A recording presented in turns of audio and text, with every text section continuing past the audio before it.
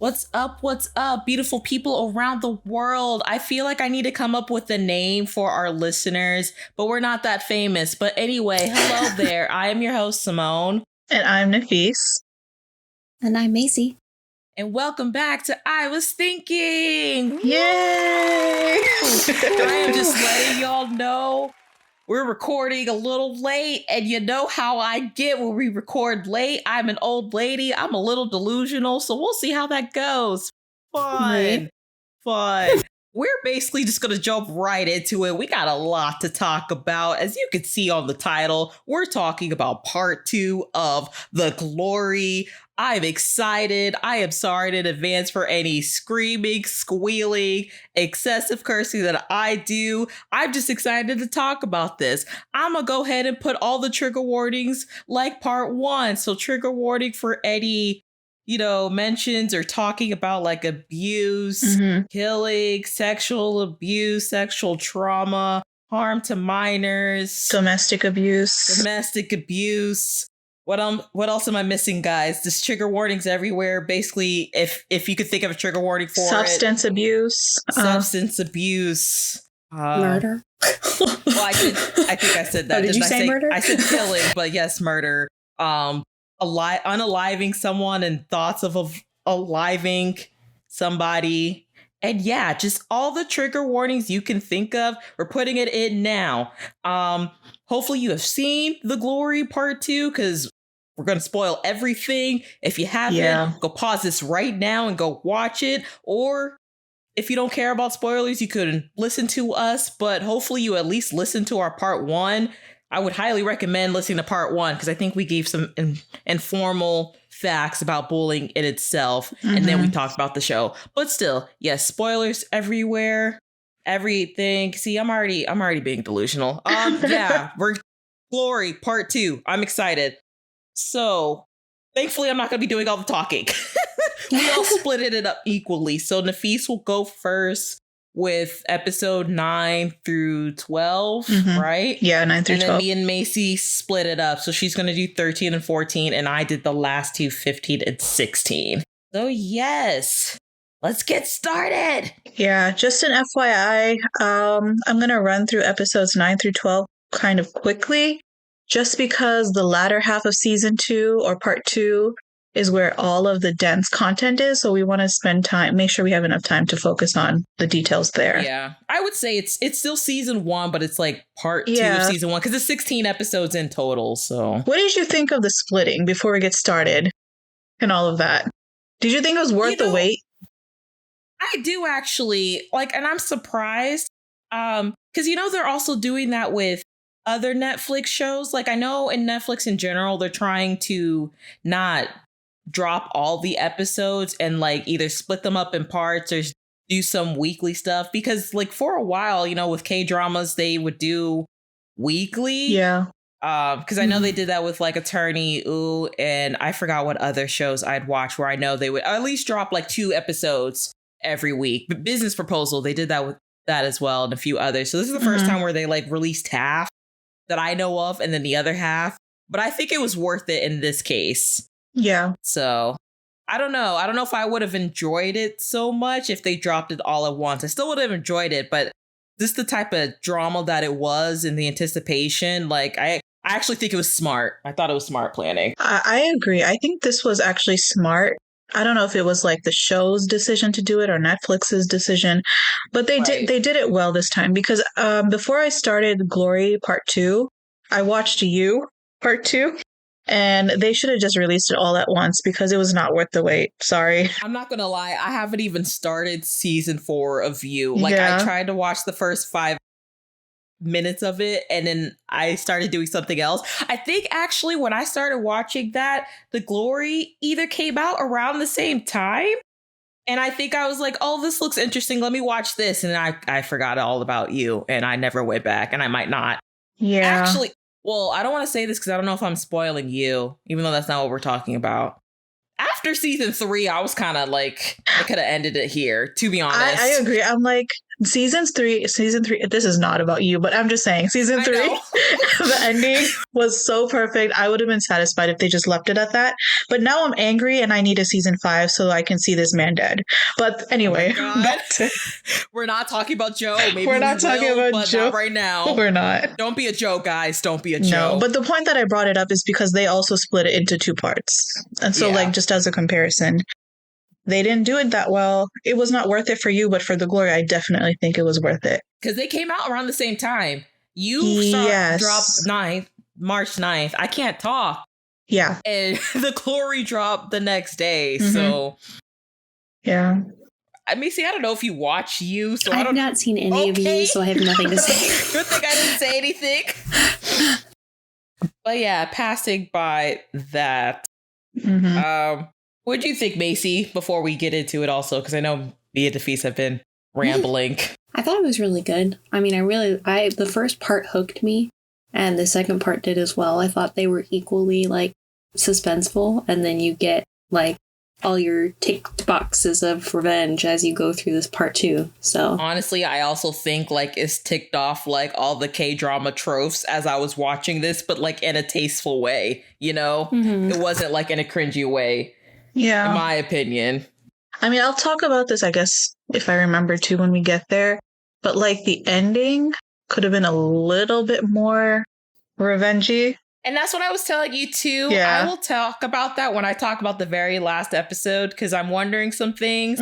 And I have my own opinions. Some might not agree with, some might. I don't know. We'll see. Okay.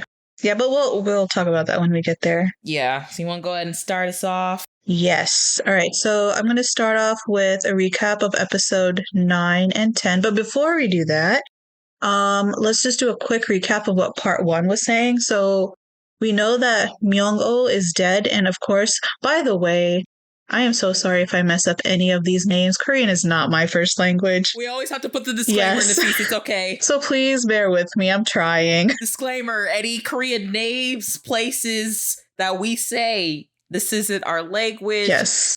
I know at least me and the Feast go on and off on trying to learn it, but yeah, I don't have time right now to learn it, so I'm probably going to mess up more. Yeah, but yeah, just a quick disclaimer, not trying to butcher these on purpose. It's just my accent and my tongue. I'm sorry. To be disrespectful. Yeah. We're not trying to be disrespectful in any way, shape, or form. Oh my gosh, I said I'm not trying to butcher this. No pun intended, guys.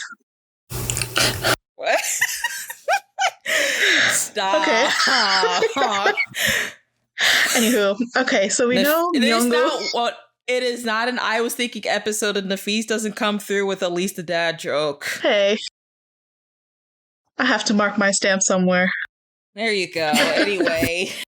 Okay, so we know that Myung-oh is dead, and of course our guess is our villainess, Yeonjin. So I'm already gonna cut you off right there.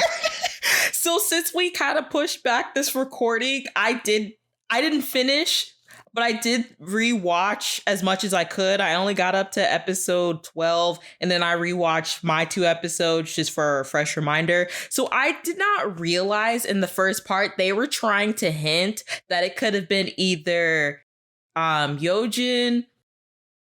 Oh God, I already forgot their names. Hang on. Either Yeonjin, Sada, Dong-eun, or the other girl, the girl that I call the Gretchen of the show from Mean Girls. Hang on. Haejong? Yes, Haejong. I didn't realize they were trying to portray like either one of them could have done it, because there were scenes where I forgot where like Dong-eun goes to their store to like meet, in quotations, Myung-oh again. She was actually trying on the shoes that Yeonjin has, and she bought them. I forgot where Haejong got the shoes, but she had the same green shoes. And then there's a scene where Sada was, painting the shoes in frustration when she couldn't get her drugs. So they were trying to apply. It could have been one of the 4, but like me and Macy already knew it was Yeonjun. We were just like, it was her. We didn't try to second guess it. Yeah. Though they tried, but it didn't work on us. I guess I was a little bit optimistic because I was hoping it wouldn't be her. I'm like, okay, there could be somebody else. It can't, she can't be that evil to just kill people left and right. But no, the strongest hunch right now is that it is her. But Yojong has agreed to join so continuing on. So Yojong has agreed to join forces with Dong-un and help her get her revenge. Yojin's husband, Do-young, has figured out some new things about his wife after Dong-un gave him a lot to think about. Every time I saw him putting the pieces together, my face was just like, oh my God. Like, don't play with this man. He is a CEO for a reason. Y'all thought he was dumb. Yeah. Y'all tried to play him. Did you okay. Let me finish my recap for of part one first, and then I'm gonna ask this. Okay. So yeah, he sees his wife in a new light. Let's see, Haejong is now complicit with Dong-un because her mother-in-law is actually friends with Dong-un, and so she actually has to go with everything she's trying to do as far as her revenge plan. So she's trying to get married to the rich man, and so in order for Dong-un to not butcher that, she's just basically going to go along with everything. Jae-jun is making his own plans for his daughter Yi-sol, who doesn't know that he's her father. Sada is battling withdrawal symptoms very violently, and you can clearly see that. The actress who played her did a really good job, by the way. Phenomenal job. Yeah, and so basically, it's just starting off at that point. So where we ended off, the last scene was when, what's his name? Do-young and Hyunjin, they all end up at Dong-un's apartment, and that's where it stopped off. Okay. But before that, about the husband, what did you think of his character? His arc? Did you expect him to do what he did? You want to go first, Macy? Honestly, I think he might be one of my favorite characters in this show. Really? Yeah. Because at first I was questioning when he was saying well, I'm not gonna leave her. I'm like, why the heck not? Yeah. But it's all in an effort to protect the daughter. Mm-hmm. So I thought his character arc was really good, and I thought he played his cards perfectly to be able to keep her safe. Yeah. Yeah, I wasn't sure how he was gonna be either. Just because maybe that's my own bias because of he is rich, so I wasn't sure when he found all of this out, if he was just going to try to cover it up, not only to save just his business, but just his image as well. So I'm kind of glad, Macy was saying, when we learn he's finding all this out, honestly, his first thought was just protecting their daughter, which I really love because you don't see that a lot with parents, sadly, in real life and in TV shows. So not to mention after he knew that it's not even his biological daughter, too. Mm-hmm. So he was my first priority, not even just my reputation, my company, is to protect this little girl, which is what I was worried about from the beginning. So I absolutely loved that. And I mean, we should have known because even throughout part one, you can tell when he was meeting up with Dong-un a lot, when they were playing Go, before she even really told him her story, which I'm not sure if she really fully told him the story before he met up with Yojin at the apartment or not, that he was starting to find some type of sympathy for her. So I don't know if it was a crush we were assuming. I don't know. The infatuation because of the way she played the game. I don't know. I just know that something was there to where I didn't think after episode 8 he was really going to portray her like that. I just didn't know how he was going to play it out when it came to Yojin, if he was, even though he felt sympathy for Dong-un, if he was still going to try to be on her side or not. But when he found out she's been cheating this whole time, I think that's when it's oh no, I don't care. And you know what I didn't remember when I rewatched this? I didn't know they were married for 12 years. Yeah. Cool. They dated for 2 years and were married for 10. I'm damn, y'all, this fake marriage? Y'all went with this fake relationship for 12 years? It was fake for her, I guess. For him, I guess. It was. Yeah, I don't know, but it was. Where was the love? Where? Nothing. This is what I mean. The relationships just can't be based off love. I don't even know if they had that. Yeah. Every time she said she loved him, I don't even think that was love. Maybe it was just infatuation, lust. I think they mentioned that it was arranged because she talks about the profiles he chose from. Why did he choose her? Oh, true. That's in the first part. Yeah. So I think that it was arranged when rich people are go on a blind date with this person. Yeah, I was gonna say not like arranged. Yeah, but I mean, blind dates in Korea are common either way, so I think that's what you mean by like arranged. But to make sure, I don't mean like necessarily like my family's giving you my daughter for an agreement kind of thing. I just mean like they were suitable partners that were matched together, and I don't think with similar backgrounds of like riches, that the relationship was necessarily fake. Like obviously he thought that he had a daughter with her, so they were committed to each other, and he was upset that she was cheating. So 12 damn years. Yeah. I mean, cheating even before they really got together. I still don't understand to this day why she just didn't end up with Jae-joon. I'm sorry. I don't care what excuses they keep saying. And he's pretty rich too, so it made no sense. Exactly. It's not like he didn't come from like a prestigious background that they were, you know, looking for. She was even looking for. And I'm sure they started seeing each other since high school. Pretty sure it was implied they started really seeing each other around their senior year. Yeah. So anyway, but yes, I enjoyed him, and it kept reminding me that this show was written by a woman, because I'm like, men like this are not real. Men like this are not real, Simone. God. I mean, that we know of. But hey. Most men are not real. Okay, there's been too much discourse going around in real time right now about how, you know what, let's move on. All right, so in episode 9, we see that Myung-oh's arrival to hell. So in the beginning of the episode, it shows us everyone that he called, what he did, and who he met. So whenever I'm referring to like all 5 of them, like the friends, I'm going to refer to them as like the gang members. Okay, so that seems reasonable. Yeah, so none of the gang members, quote unquote, wanted to meet with Myung-oh because they don't take anything he says seriously. And at this point, Sohee is also another girl that was bullied along with Dongwon. And she was actually murdered. So if you guys recall, so he was calling around trying to blackmail his friends regarding that because he was working with Dongwon at this time. So basically, like, she's the one that died of suicide, quote unquote. But we all know by now that this is not true and that there's something else going on with that. So they were shocked when he mentioned her, but they didn't think they had anything to do with her death except for Yeonjin. She started questioning things and like looking into stuff as well. And so Dongyoung and Yeonjin face each other in Dongwon's house. So we're back into the present day, and Yeonjin shows no remorse for her actions back in the day or for breaking into her house even now.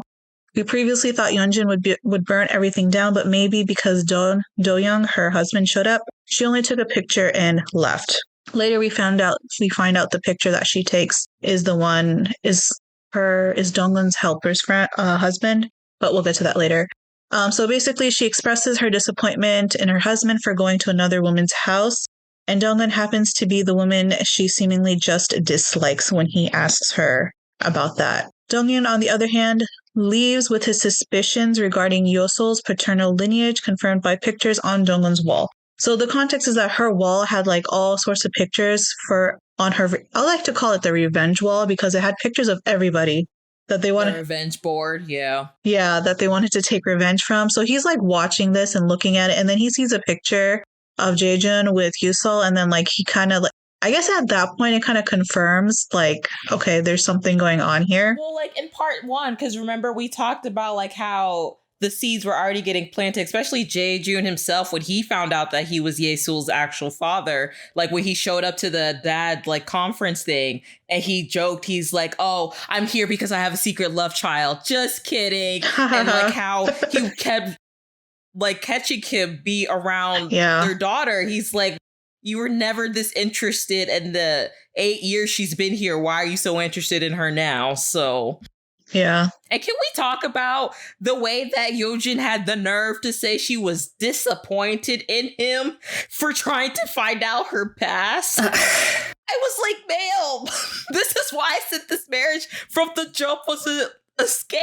I feel like instead of a shaman, she should have gone to a psychiatrist, gotten on some meds, joined Sada every now and then. I don't know. Like, look at her mother, though. Yeah. The mother is something else. I don't want to talk about the mother. Oh, God. The mothers in this story. Both of them. Oh my like god. that lady, like, what are you? Like, I've never wanted to punch someone so bad. right. Get yourself together. And she does something so stupid. Like, okay, spoiler alert on top of a spoiler alert, but she keeps the name tag. Like, why would you? Okay, anyway, I'm going to finish That's this. what I was wondering too. Like, why did she keep that? There would have been enough time for her to like toss it. No one would have noticed. No one would have even known. But to be fair, if she didn't keep the name tag, the glory would have just ended at that episode. Like, they'd tie up the loose ends and then that's that. But like, they kind of used it as like a plot ploy, I guess you could say. Yeah, because it's like they had said, it's not even really a piece of evidence. It's more so just like to remind them that they were really there, I think. Because they end up finding DNA on something else. I won't say what it is yet. Yes. But it's the name tag's not really that important. I think it's just like, I know what you did kind of thing. Yeah. You know? That makes sense. Mm-hmm. But nonetheless, though, like, still, that was not a smart move. I don't know. Don't they say like real life, like some murderers out there that like keep stuff for like keepsake, which is weird, but Joe Goldberg kept everything, but we're not going to talk about him. we are not talking about you, Nafis. But okay, anywho. So yeah, they're in Dong-Yun's apartment. Husband and wife are talking. Dong-Yun, she's very smart. She set up a camera in her home, and so she's watching everything that's happening. She noticed that despite the situation, the husband left his shoes at the door as a show of respect when coming into her house. And so at this point, investigators are basically looking into Myung-go's case, which is now not just a missing persons case, but a drug investigation. So in the meantime, Dong-Eun and Yo-jung are cuddled up together. Dong-Eun is allowing herself to lean on Yo-jung, who is determined to help her in any way possible, so much that he even tells his mother about it. He's another reason why I keep saying men like this aren't real.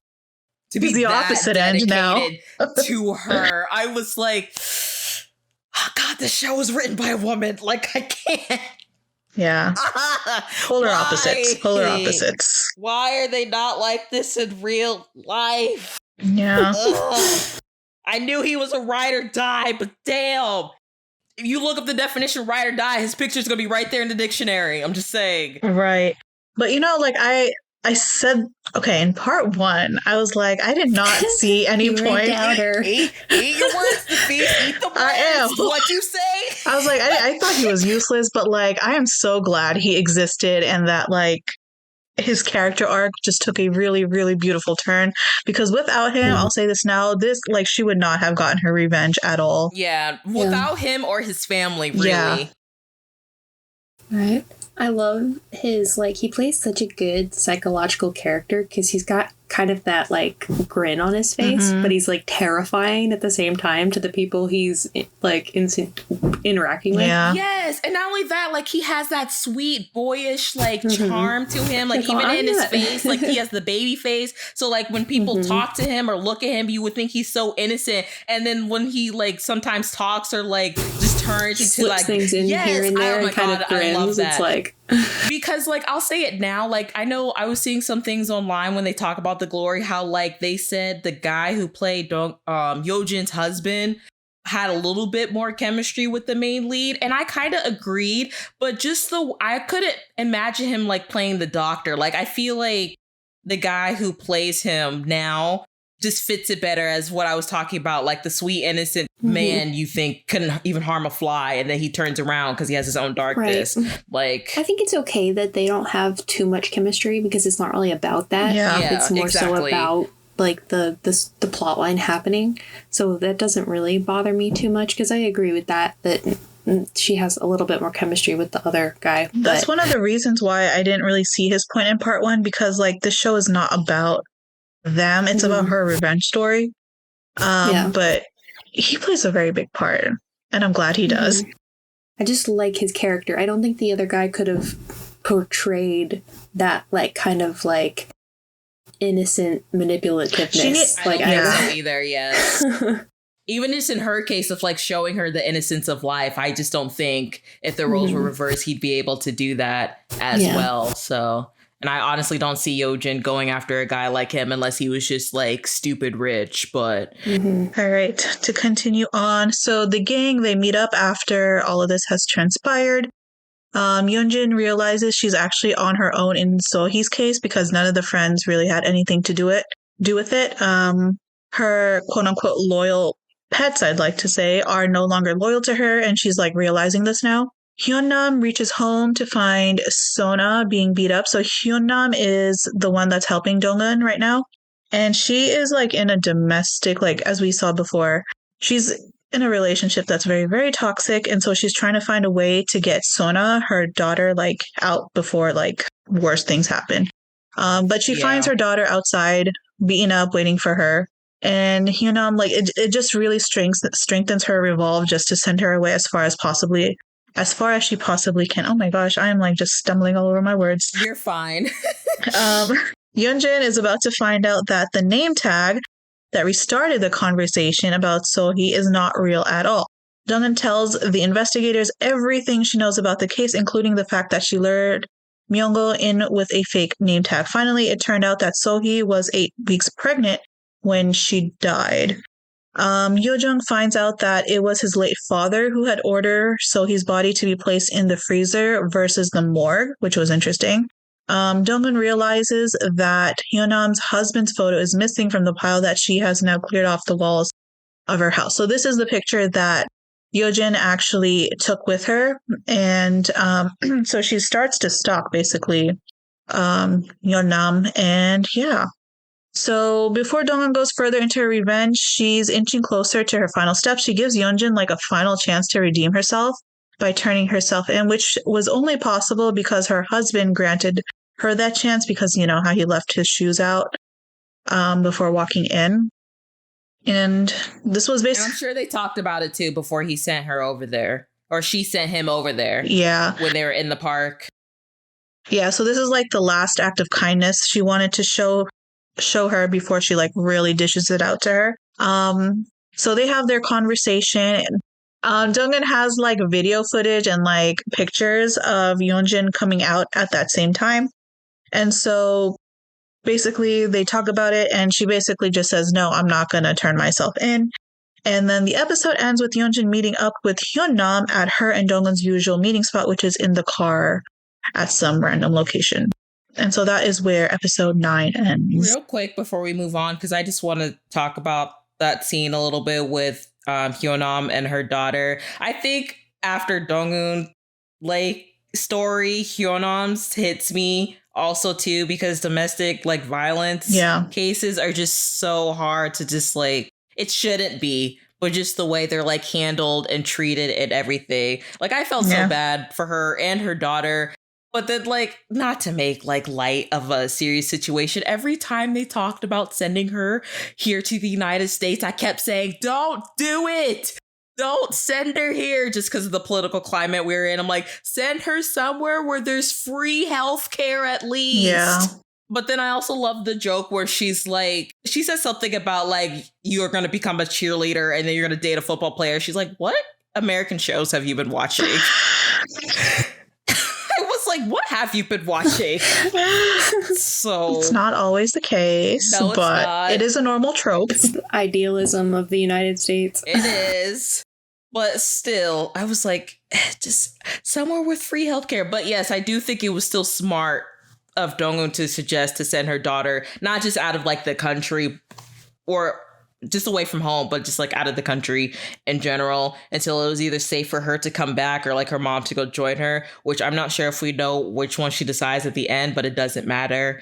So I just wanted to bring that up because I didn't know if the husband touched the daughter as well as far as hitting her, or was it just the mom? I guess it was both, but I mean, I touched as in like just physically hitting, not like yeah, no, not in that way either. I just meant like beating them up, which is still terrible. I think from the vibe I got, I think it was just the mom, and probably and like if like Siona, like if she like interfered, then her too. But I don't think he was just that drunk. Yeah, I don't think the daughter was the primary target. It was mostly the wife. Yeah. So, but I mean, I guess that night she ended up being a target because her mom wasn't there.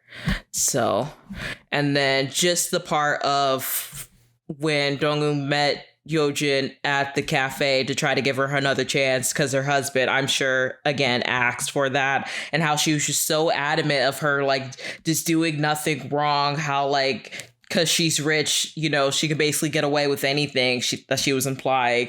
And it's just like, damn, such narcissistic tendencies. Yeah. She says something at the end. Yeonjun says something at the end when they're like talking. And she's like, I am going to have to like find another iron to like burn you with. We'll understand what that means a little bit later. Do you remember when she made that statement? Yes, I do, because I was going to bring up, because you forgot to mention her assistant that works in the store and assists all the bullies. Oh, right. Because when they go off to the cafe, she drops some clothes because she recognized Dong-un. And oh my her gosh, arm lifts yes. up a little. Yeah. And guess what we see? An iron bird mark. Yes. So I'm like, wait a minute. Does this imply what I think it implies?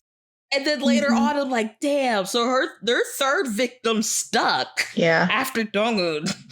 First one died. That's crazy. Dong-un ended up leaving, and the third one followed them all the way out of high school. Not just being bullied in high school, literally became their personal assistant in adulthood. I was like, this. Wait, but did they know it was her though? Well, they probably did. Yeah. Yeah, I'm sure. Yeah, no, they knew that was her. Because I don't know, the way she would talk to her would be like rude, but nothing like abusive though. That's why I was confused. Because they're adults now. Yeah. There's no point of her being physically abusive. She already broke her enough to where she that's so stuck with sad. her literally since high school. Yeah. Dang, that's sad. It is. If anyone needed a revenge story, it was probably her too. Because at least Dong-un kind of escaped, kind of. I forgot the girl's name. It was like Yoran. She was literally stuck with them for life. Yeah. Yeah, so that's where we end up, episode 9. So Yojin kind of intervenes in Hyunam and Dong-un's usual meeting. And so episode 10, that is where we start off. I'm just going to say episode 10 really pissed me off, but okay. Why did it piss you off? The mother. Which one? Wait, which one? Dong-un's mother. Okay. Oh, dear Lord. When I saw that, I'm like, oh my God. She might be my least favorite character. Oh, I wanted to chuck her out of a window. Like, this brought me back when I was watching this, and I'll bring this up again later when I talk about my episodes. I think when we talked about Avatar and the nature versus nurture when it comes to children growing up in their environment and how they turn out, this made me even more shocked as what we said in part 1, how Dong-un turned the way she was as far as not being evil. Because my God. Yeah, I know. I might have turned into a teen murderer if I had a mother like that. I'm sorry. Right. It's just so crazy to think, though, that she ended up, like, she really, truly is a good person, considering how she ended up. When how all of her bullies were, well, most of them, had a silver spoon in their mouth from birth and had everything they could possibly want and were able to bully people, and they're still shitty people. Just the perspective of that is some people, I swear some people are just, they say the whole nature versus nurture thing, but some people are just good people and some people are just bad, in my opinion. Is that not going to the nature versus nurture thing, though? If you're inherently good or inherently bad, no matter your environment? That would be nature. Okay, but it's still, that's what I mean. Like, you're naturally who you are no matter what your environment is. Okay, we're still talking about the same theory, though. Where nurture is how you're raised. Yes. We're still on the same page. I was just making sure. I was confusing myself. I'm just saying that's the argument. Like, yes. I tend to be in the middle of that usually. Like, I feel like it's your innate personality and then also how you're raised. Like, just affects your personality in general.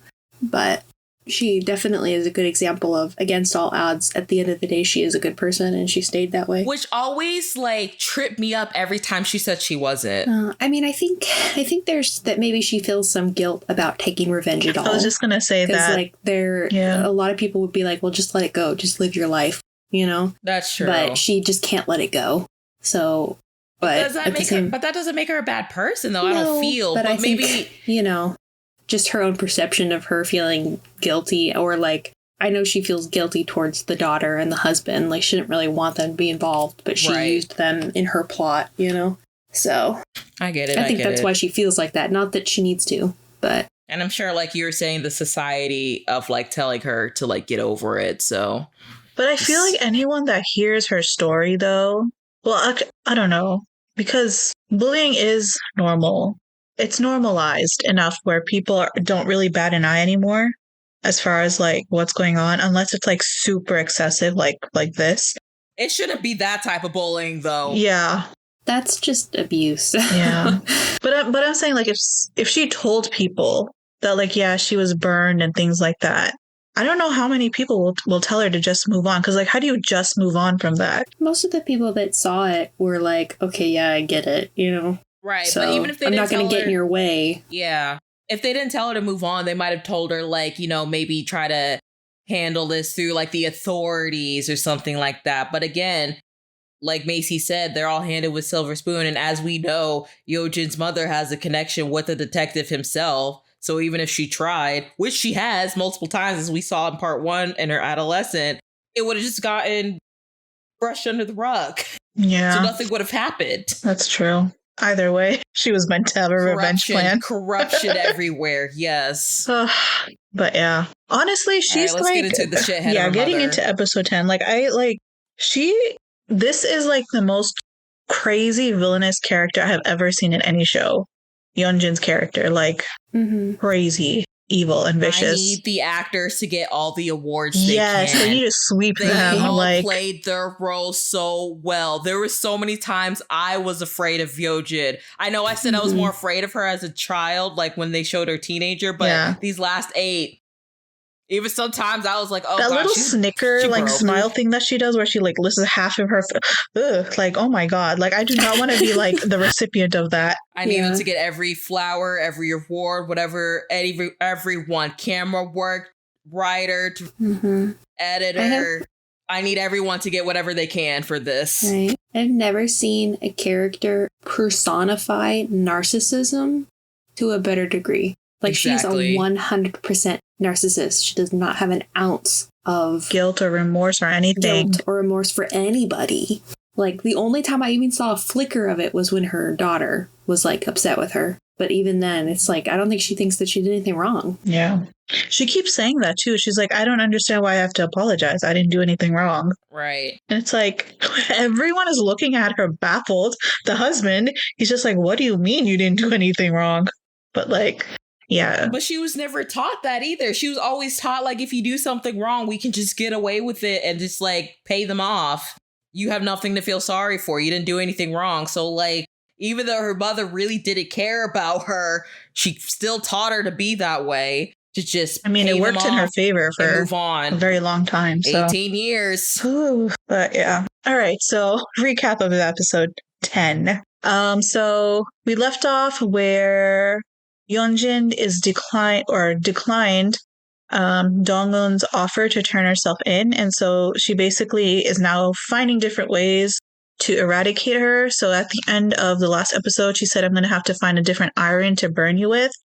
And so she decides to go and rub in salt in an old wound by offering Dongwon's mother money to make Dongwon resign as a teacher. So her mother, she was at a store. I think she was running a store before, right? I don't know what she was doing. Because she was behind her counter. Running it, or if she was just She was probably just working there. Yeah. So yeah, she was working at a store when Yeonjin basically goes to visit her, introduces herself, and reminds her like who she is, just like, you know, like what she did or that they've met before or that their moms have met before. Was she even working at the store now that I think about it? She would not be that desperate for money, I don't feel like, if she even just, I mean, we see her doing like tasks, right? Yeah, she was probably just working there. Do we? All we see her is usually sitting outside eating an apple. She was behind a counter when Yeonjin walked up, so. Oh, was she? Yeah. See, I don't remember that. I think I was just too enraged by everything else. I forget the little details. She also had normal old lady, like grayish white hair. So I'm like, oh, okay. So at this point, I'm like, oh, Yeonjin's here. I'm thinking, my naive self is thinking, okay, maybe the mom won't partake in this crazy, chaotic mess that Yeonjin brought to her table. But no. She wouldn't be on the board if she wouldn't. People, this is why they say it's so hard for people to change, you know? So Yeonjin comes in. She's like, yeah, I kind of need your daughter's working as a teacher now, which the mom did not know. And she's like, I need you to get her to resign. And so Hyunjin, of course, offers the mom shit ton of money, which she accepts readily. And so she goes to create a ruckus at Dong-eun's workplace. And now Yojin has two new quote unquote curling irons to burn Dong-eun with. So we have Hyunam and Dong-eun's mother. So with Hyunam, I don't think I got into that. But basically, Hyunjin offered Hyunam that she can kill her husband and send Sona off to like the States. And she doesn't have to worry about it. And she doesn't have to worry about Dong-eun and everything. And to just join forces with her. She threatened to use her daughter. So it wasn't really an offer. It was like, you're going to work for me or I'm going to hurt your daughter. A threat. Yeah, it was more of a threat, basically. But she offered to do the same things that Dong-eun did and at a much faster pace. She's like, I can just have him like gone the next day and you'll be free. So those are the two quote unquote curling irons we've been talking about. And these are the two people that at this point are closest to Dong-eun. So Hyunjin really hit the spot, I think, as far as like trying to get back to her. Well, she's not close with her mom, but because her mother portrayed her. Close as in, I mean, like the mom still has an effect on her, though, is what I mean. Yes, from trauma. Yeah. So like she realized she betrayed her once, she'll do it again without being like second guessing it or anything. I really thought the mom grew though, but yeah. I don't know.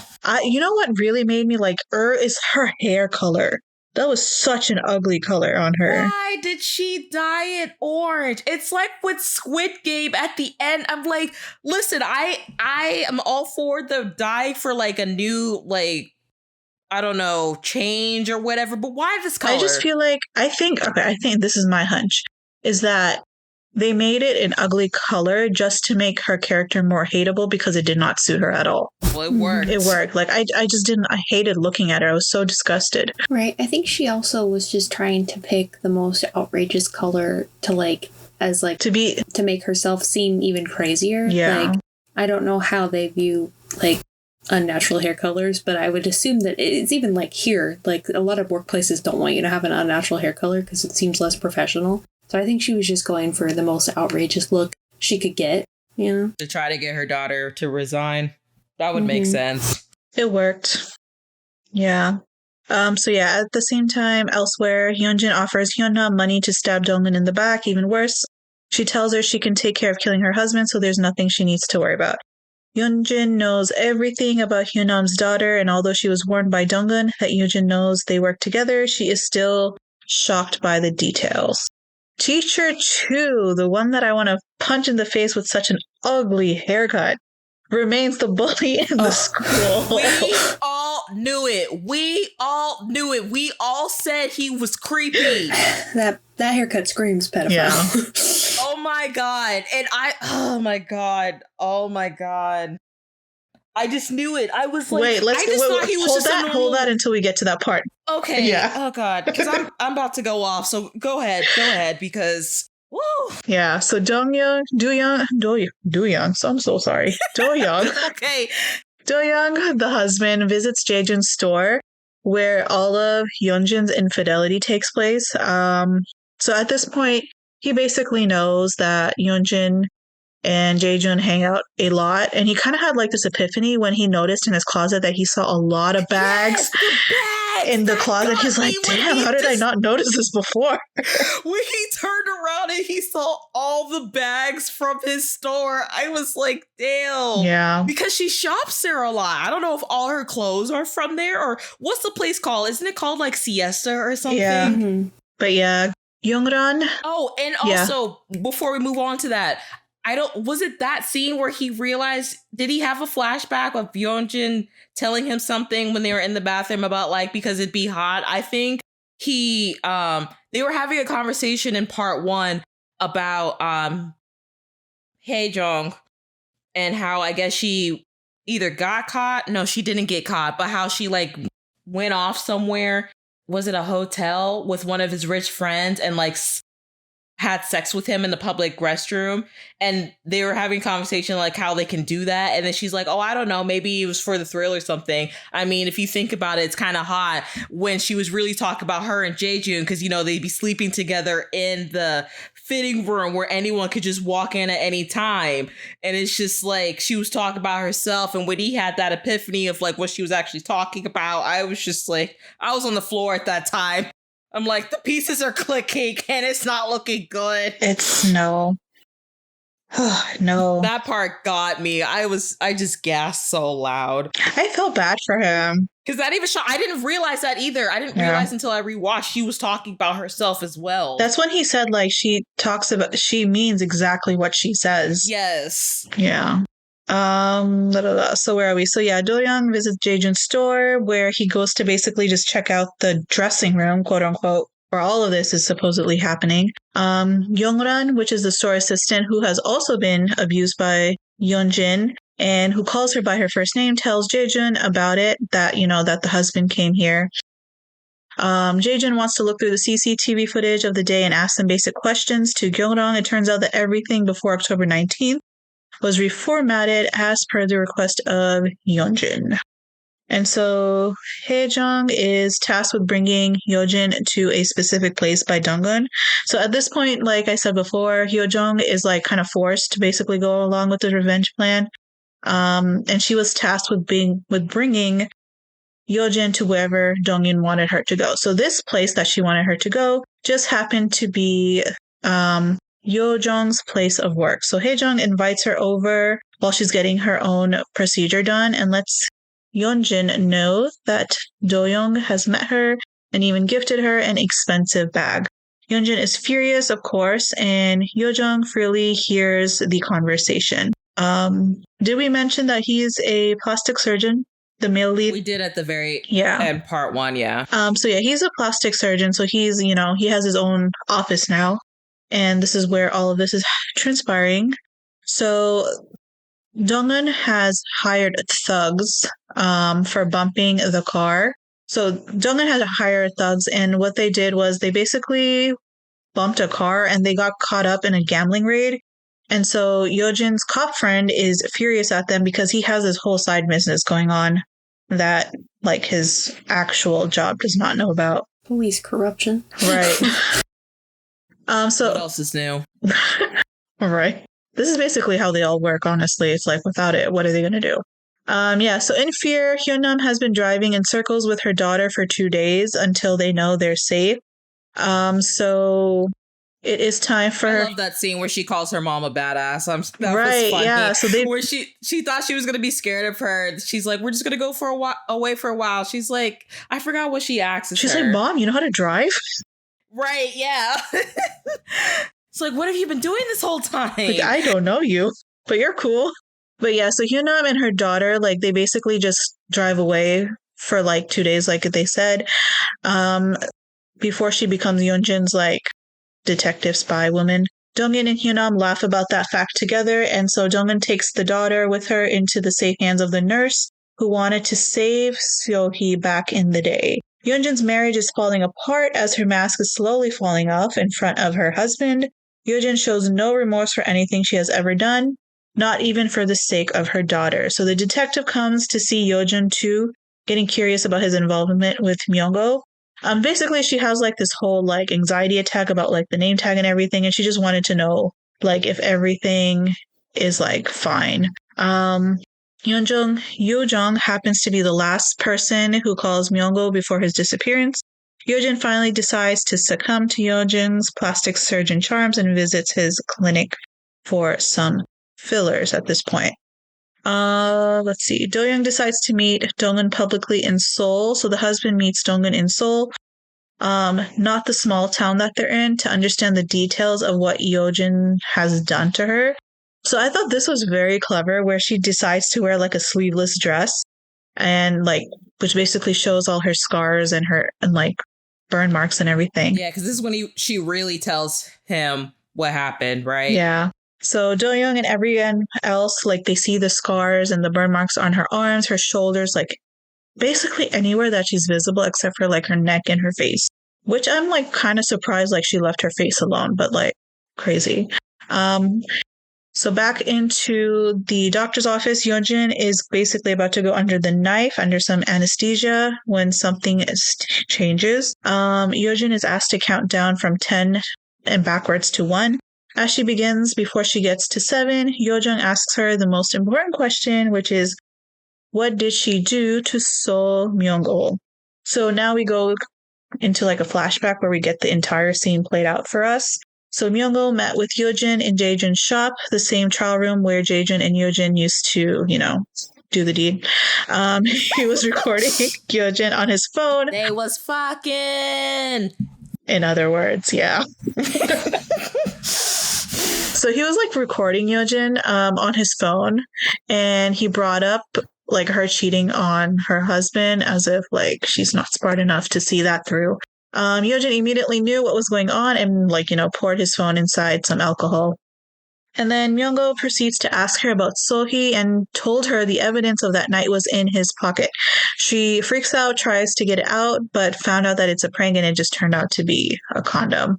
So Myung-ol's shameless. He is shameless. And the only reason I think she realized he was recording was because Yeojun actually started calling him and it interrupted the recording. So when she realized he was fumbling with the phone to try to get it to start again.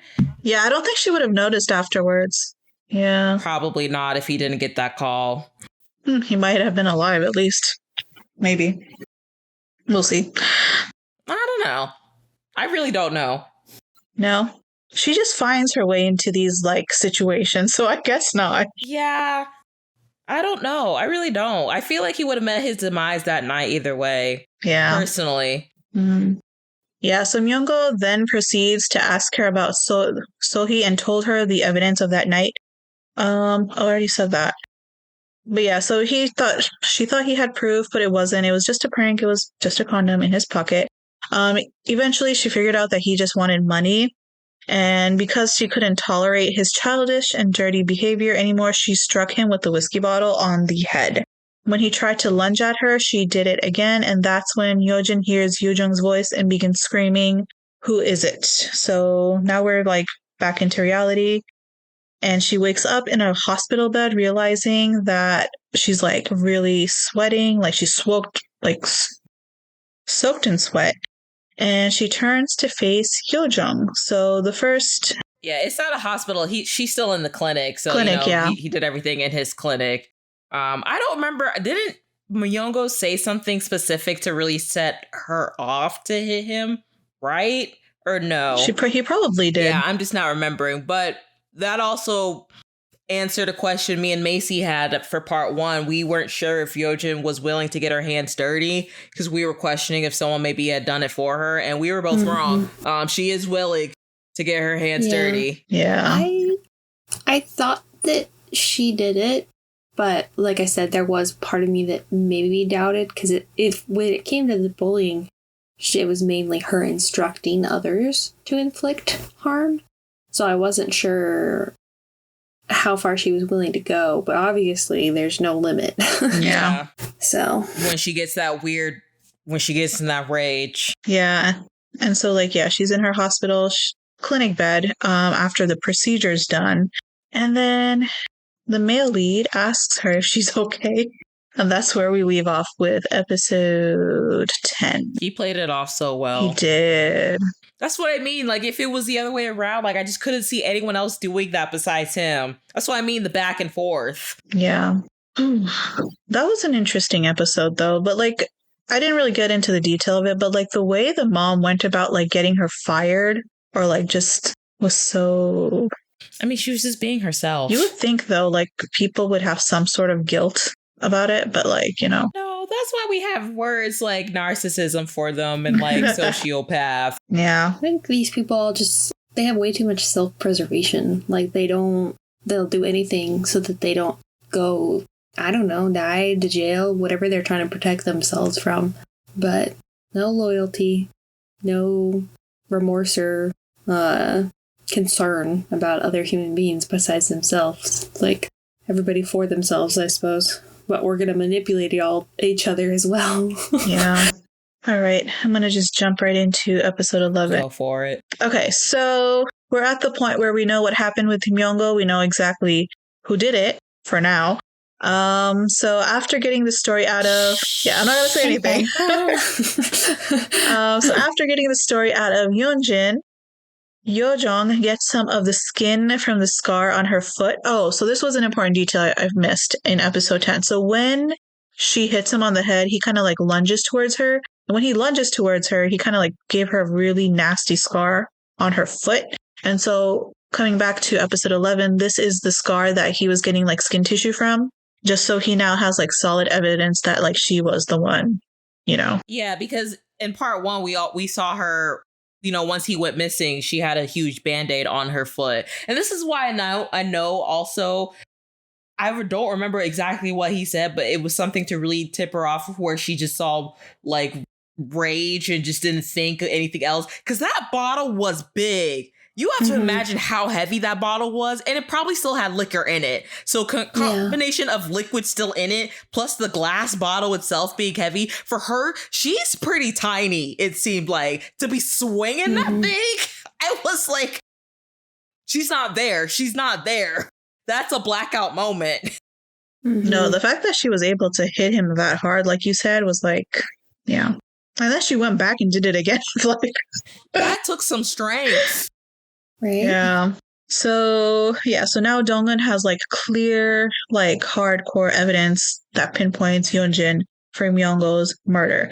This, like I said before, if it was not for him, like she would not have been able to pull this off, because that was actually a very, very clever move to get her to come in for like a cosmetic procedure, but then like to go for her scar. I didn't see that coming. Did you? Yeah. I did not see that. No. Which, by the way, shout out to the writers for like that clever plot twist. A lot of plot twists. Yeah. All right. So the police officer who has been helping Yeonjin and her mother all this time is like getting tired of their shenanigans and like decides to use Myunggo's body as collateral for all the times they've trampled on his quote-unquote good deeds for them. So basically him throwing everything they've done under the rug. How he was trying to plot to get his also not revenge, but just have like a backup in case things go wrong to put the fall on them. Yeah. He thought he was being clever. Not little did he know. Right? He saves Myunggo's body in an abandoned morgue, sealed in a vacuum pack, which, by the way, I do want to mention how realistic they made it look. Like, it actually made it look like his body was dead. Yeah, I wonder if he was actually like in that for a little bit and had ways he can breathe. I don't know. Like that was pretty. Like that wasn't even like something you could use a stunt double for, you know? Pretty well done. Or a dummy. You think maybe they made a dummy? That's a lot of effort for a show, but hey, who knows? I mean, if they got enough money. Yeah. They could have made up just wait. How would they pull that off though? It's pretty easy, actually. It's not uncommon for, I feel like, I don't know how they do. I would have to do some research on my end for them to use like props like that, like especially in horror movies. Because if you think about it, how would they he were breathe? able to get an artist? Yeah. I wouldn't be surprised if they actually found an artist to be able to like somehow create him and use that as a dummy. Yeah, because every time they showed him, it's not like they showed him for like 5 seconds. Like they would actually pan the camera on him. So for him to like... Movie magic. Yeah. I wonder if he... Anyway, if I were to ever meet him, I'd ask him how he pulled that off if it was actually him. But yeah, so where are we? So this police officer is basically using Myunggo's body as collateral. Unfortunately for him, though, Yojong purchases the funeral home so they can like solidify their evidence with the actual body. Now, I just want to mention, like, I've seen so many, like, revenge plots, but, like, this is, like, just so next level. Like, she thought of everything. It was like, definitely the smartest revenge plan I've ever seen. I agree. Like, wow. Not even just her taking years to do it. Like, she thought it out so well, planned out everything, and if she didn't know something, made sure she did her research. Like what B and Macy kept emphasizing in part 1, women are scary. Y'all should fear us more than you actually do. I was constantly thinking to myself, I'm like, how did she even know that? How did she even figure that out? That's what I said. Like, well, wasn't she friends? I don't want to say friends, but like she was working with his henchmen though, the police officer's henchmen, right? I Like, don't you know, think the she started gangsters? working with them until a lot later. Yeah. Oh, okay. Yeah, I don't think she was actually working At with this them. point, no. Because she had hired the other, like the slightly curly-haired friend. Yeah. Her friends her with the friends who tattoos were to in like jail. scare the Oh, other guys. these are different. Okay. So Yeah, so she never actually worked with the guys that were working with the police With the officer. cop- These were yeah. different gangs Okay. that she got through, like Until the Macy very said. end. Yes. Gotcha. But And even then, they weren't working for Dong-un. They were working for Yojin's husband. yeah. Okay. Oh, that's right. I'm getting them all confused. That's okay. That's why we're here to help. All right. So Dong-un manages to create an opportunity for Hyun-nam to meet her daughter. So at this point, everything was basically set for Suna to just like leave the country. And she does. She's like at the airport and everything. But the mom is at home. So she's at home now. And it shows scenes of where like she's getting beat up pretty much every single day. And so they're at the point where Suna is leaving for the US and she won. And Dong-un Wait, wanted. did you get that part where Yojin end up finding out because she shows up to Hyunam's apartment Yeah, when I'm she getting was to about the to part. leave? Yeah.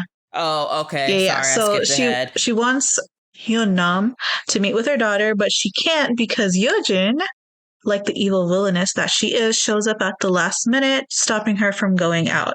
And so Again, her walking into the place with her shoes on, like even in an Asian country, the disrespect. like she has no regard.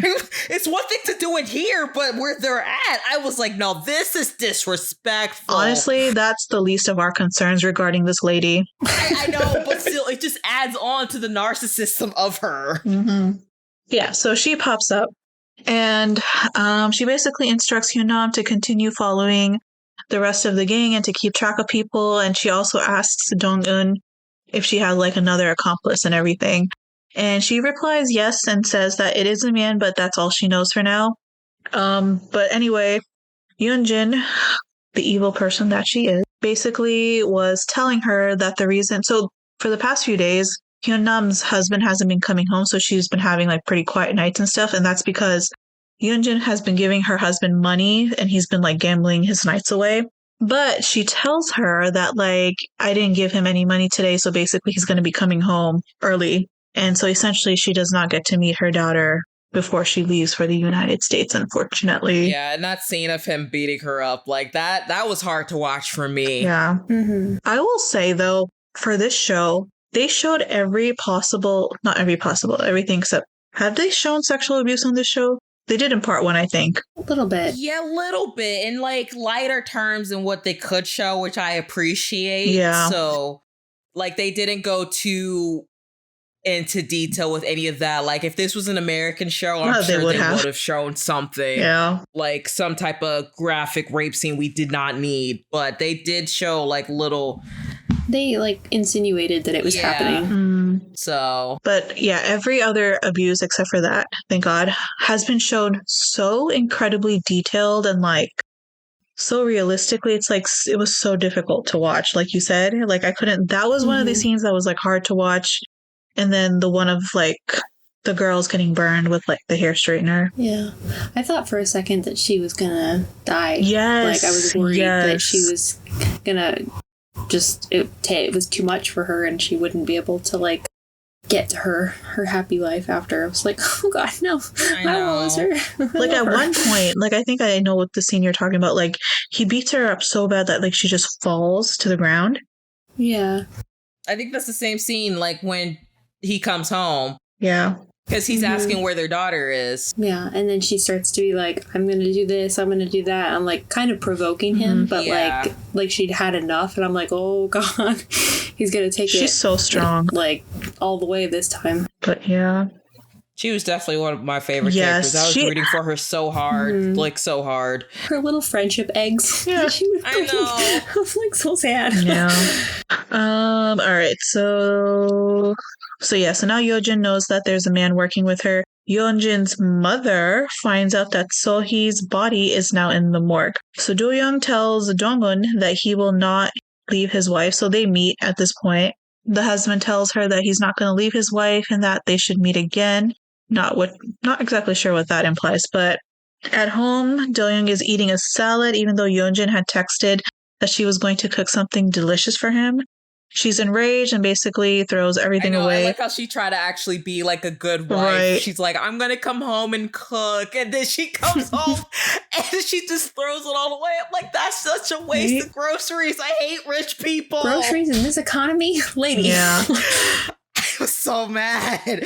But like, I think it was at that point though that she accused him of like being a cheater, and he yes, like. You have no room to talk. And then he's like, oh, really? I've never questioned your and Jaejun's relationship. And like, frozen. Her face is just frozen. Just so blatant. Just writes out and says it, doesn't beat around the bush. Be like, you have no room to talk, Miss Cheater. Yeah. Of the past 12 years. I'm telling you guys, when I first watched this, I was gasping so much. I gasped so loud when he said that. I was like, all right, we're going straight there. You know, I don't know if I mentioned this in part one, but like this show, like after a long time, is a show that I like physically reacted to. Like every time there was like... I haven't physically reacted to a show like this in a very long time. Yeah. If ever, honestly. Because typically if something like weird is happening or something like gruesome, I'd be just like mentally like, oh, okay. But here I was like, oh, like you said, like I was gasping. I was like, oh my God, like holding my head quite literally. But yeah. Screamed at my TV like I was a boomer watching my daily soap opera. Right. I've never been so like interactive with a TV show. Just the words, the audacity. Right. Kept playing in my head. Yes. I'm like, really? Really? If they renamed the show's name to The Audacity, fully understand why. But yeah. All right, so yeah, she gets mad at him. She's like stuck there. He leaves the home and he goes to play Go with the Dong-un. And so Dong-un and him are playing a game. So while they're playing the game, Do-young calmly replies that he was cornered by her in the game, so he enjoyed it a lot. So I guess this is where they kind of talk about their chemistry being pretty good, because like the way they kind of like bounce off of each other is like very interesting. So like his choice of words have like double meaning, I guess you could say. A lot of part one as well, but especially when they play Go together, that's what I think a lot of like viewers were talking about. Like, oh, their chemistry's so much better. But like even at the end, like I just could never have seen them together anyway. Yeah. Like I knew he wasn't ever going to actually try to pursue Dong-un like a lot of people, even us, thought. So I just couldn't see that happening. I couldn't see her accepting that either. Yeah. So that's where that... So elsewhere, so we have Hae-jung. You call who the Gretchen? Yeah, if you've ever seen Mean Girls, she's the Gretchen Wieners of the group. Gretchen.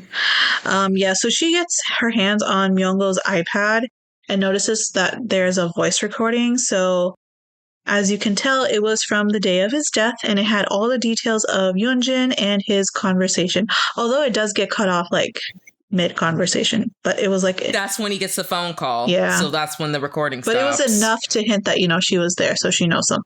Yes. So Suna is missing, basically not missing, but she had left at this point. Hyunnam's abusive husband ruthlessly beats her up. He finds a bag of cash that she says she needs to return to the woman who gave it to her. The woman had instructed Hyunnam to send an absurd message, and she didn't like the feeling of it. So her husband, of course, is bothered and happy to see the cash flow. He accepts the task and sends out the message. It is to Yeonjun's mother and reads, "I know your daughter killed someone. It is clear now that Gyeongrang is siding with Dong-un because she has the whiskey bottle from the night of Myung-oh's murder stashed up in her wardrobe. So it could be possible that she's doing it for herself, but we know where this is essentially going." So finally, Dong-un can't understand why Yeonjung is going so far to help her. He says that she was the person who saved him at his worst, so he will do anything to make things right for her. So Dong-un's voiceover has other ideas, though, and she leaves us with the note that it's possible for one of them to cause a sudden swell of hope. Yeah, so that's where we're at with episode 11. I don't think I have much to say after this. Yeah. This one didn't have too much going on as far as, like, content-wise, but that is going to pick up starting with episode 12. Yep. Yeah. But You're almost done I know. the piece. It's okay. Now you see how I feel. I was thinking about you. I was like, oh my God, how did she do that whole first part? Like, this is crazy. I don't know. I am. All right, so episode 12. So Dongwon has clearly been a step ahead of Yeonjin. She knows exactly what her next moves will look like, and just like her game of Go, she traps Yeonjin further inside her own house. So Yeonjin finds out from Hyunnam that the man Dongwon is with is actually the doctor that she went to, and finally begins to understand the cards she's being dealt with. So Yeonjin's mother attacks the police officer, basically her friend, about So-hee's body being in the freezer and not in the morgue of the hospital. Yeonjin connects two and two and realizes that Yeojung is not just her plastic surgeon, but the son of the owner of the hospital where So-hee's body was. Now we're going back to teacher Chu, who we now know, confirmed, is a pervert who takes pictures of young female students at the school, and Dongwon sends these photos to Jaejun, stating that there are pictures of his daughter in there too. So in a fit, Jaejun beats up the teacher on the school premises for young Yesol to see. Yesol immediately... What? Go ahead. If you're going to finish this, go ahead before we move on, before the scene. Okay. Go ahead if you have more. So Yesol immediately calls her father and tells him what she saw. Do-young rushes to the station where Jaejun is asked to settle with the teacher for beating him up. Jaejun realizes that Do-young knows the truth about Yeojun's infidelity and punches him in the face. So basically, yeah, go ahead. Okay, yes. I just the teacher real quick. Again, as I was saying, we fucking knew it. We knew this guy was a creep. We kept I just want to say, how do they pick their actors? Like, I kept saying, I'm like, is this just one of these men that just like has a weird hatred towards women, and that's why it's creepy? Because like Dongwon even pointed out when they were talking one time where like he said like, if you weren't a woman I would hit you, and then she was like, you look like you only hit women anyway because you're not strong enough to hit any type of men. But the fact when we found out, when I first saw before they revealed like he was basically a pedophile, not basically, is a pedophile, when he had a camera at the recess, I was like, first of all, who let this grown man with the camera on school grounds? I don't care, like, if he's a teacher, there's no type of special events happening right now for him to have a camera. No matter how much he played it off, why is no one questioning his camera? And then when he was just telling them, like, oh, it's just innocent, like, you don't take pictures. I'm like, no, this is weird. This is already giving me, like, stay away from this man. And then when we found out I just can't. The beating was deserved. This was the only time I was on Jaejun's side. I know no one watches Family Guy here, but there's this. I only watch it to help fall asleep. So I don't really watch it, but I know in the earlier seasons, there's an episode where like Peter finds out that Quagmire is in love with Lois, and he hears it on a voice thing, and they get in a brawl at a party in their backyard, and then Meg is like, yes, Dad, kill him, murder him. That's exactly what I was screaming at my TV when Jaejun was beating him up. Yeah. That is the only time I will justify Jaejun getting violent. I wanted more. I wanted to see more. Children, no. Break the camera over his face. Yeah. Oh, I saw red. I don't care if that makes me sound like a bad person. I wanted more. I wanted him to be beat up more. Well, I mean, you saw red for a good reason, so. Like, children? Oh. I said not the pedophile.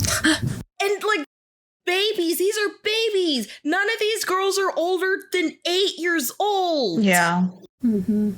Dang, this show covered every type of like. I had to stop. I almost started crying. Like, abuse. Again, when I said when it comes to children, even if I want them or not, like that's just a thing where it's like anything that has to do with children's a hard limit for me, just because I can't even explain it. Oh, I just wanted him to die so badly. I'm sorry. That's very satisfactory, though. It was very satisfying. I put my hatred for Jaejun aside for just 1 second. Just to watch him beat that guy up. And I blame all the adults. I blame all the teachers. I'm sorry. I don't understand how no one questioned him having a camera in school grounds on the playground every day. It seemed like he was taking pictures every day. Honestly, if I, as a teacher myself, if I saw a teacher with like a camera, I wouldn't question them, but I would definitely watch them. Like, it wasn't the fact that he had a camera that was the problem. It was the angles that he had it at. That was the issue. Mhm. So that was like, But he also made sure he was taking those types of pictures when no one was watching. yeah. So like, I'm not too bothered if like they're taking pictures, but like the angle that he had it at made it very obvious that they were not normal pictures. You know what I mean? And especially like, if you notice, they're all of the kids climbing up. They're not of them like just hanging out or anything. It's like them climbing up. And like, ugh. Yeah. Anyway, so that was the disturbing part. But you're right though. Like, I'm surprised no one like focused on him. Like, no one questioned him. Why do you have a camera when they're just playing at recess like any old day? You know, the only one who knew was that one guy who told Jong-un about it, who was like his assistant. And I don't know if he was like scared of him, if he had something on him as well, but it was just like, I mean, he obviously also had enough of it. So, but it's just the fact it took that long. Yeah. It's scary times out here. It's scary times out here. Y'all wonder why I don't be wanting children. Yeah. Nope. Because if I was a parent and I found that out, no, I would be in jail. You're not surviving that. No, they would physically had to have taken 10 teachers to get me off of him if I've ever found someone like that. Oh, the other thing that bothered me though about that is that they wanted him to settle. Like, you're not going to investigate his camera, like his camera roll. Like, was that not? I don't know. I don't know if that is a culture thing, because just learning about real life things, it seems like sexual crimes are easier to get away with than anything else, again, which is sad. That's why I side-eye when it comes to sexual crimes and drug crimes. Yeah. And I don't want to talk too much about it because I don't know too much about their laws. That's what I know, because especially if you know later on when another situation happens, it seems like it's easier to settle over there than do actual cases. It also could be two separate issues. Like, yeah, we're going to investigate it, but you still beat up a civilian. Like, yeah, you have to take accountability for that because we haven't investigated yet. And even if they did, you can still be charged for assault just because you beat up a criminal. You're still charged with assault. So hopefully it's separate issues. Like, they're investigating him, but he also beat up somebody in a public space. Like, you can't just do that no matter what they did, unfortunately. And especially where they were at, which was at a school. I suppose.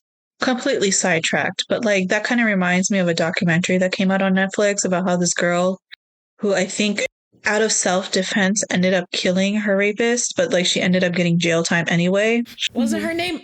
Is it the Cynthia girl you're talking about? I think so. Or is it someone else? I think it's her. Okay, because I know about that story. I didn't know there's a documentary. I might go watch it. But yes, because I think I've said this before. I don't know on here, just talking to you guys, how like, especially now it's getting worse for victims, because if victims fight back, it seems like they're getting harsher punishments than the actual perpetrators. Yeah. The court system has a really screwed up perception of like intent and the level of force used. Like, was it necessary? So it's like, okay, you were being attacked by somebody, you shot him 5 times. They will be like, you only really needed to shoot him once, so we consider that excessive force. But, which is dumb. I mean, like, if you're scared and your life's in danger, you're going to do whatever you need to do to get out of that situation. Yeah. So, but... And I know, like, self-defense is a tricky thing to plead in a court of law. So... And, yes, and libel, is that what it's called? Like, when you spread false information, or libel? Something like that.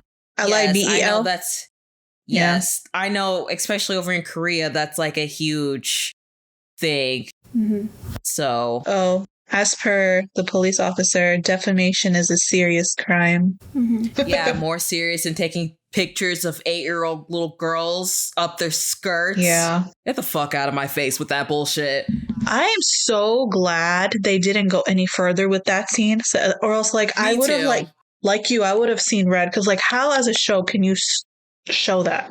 Like, I don't know. It's just as bad as like any show that like be showing unnecessary rape scenes for no reason. It's like, speaking of unnecessary scenes, there's one that comes later that I can't with Netflix anymore. But we'll talk about that later. In this show? Yeah.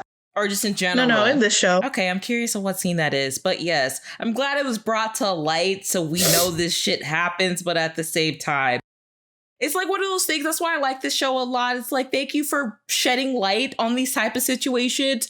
Now, what can we do as a society to fix this? Yeah.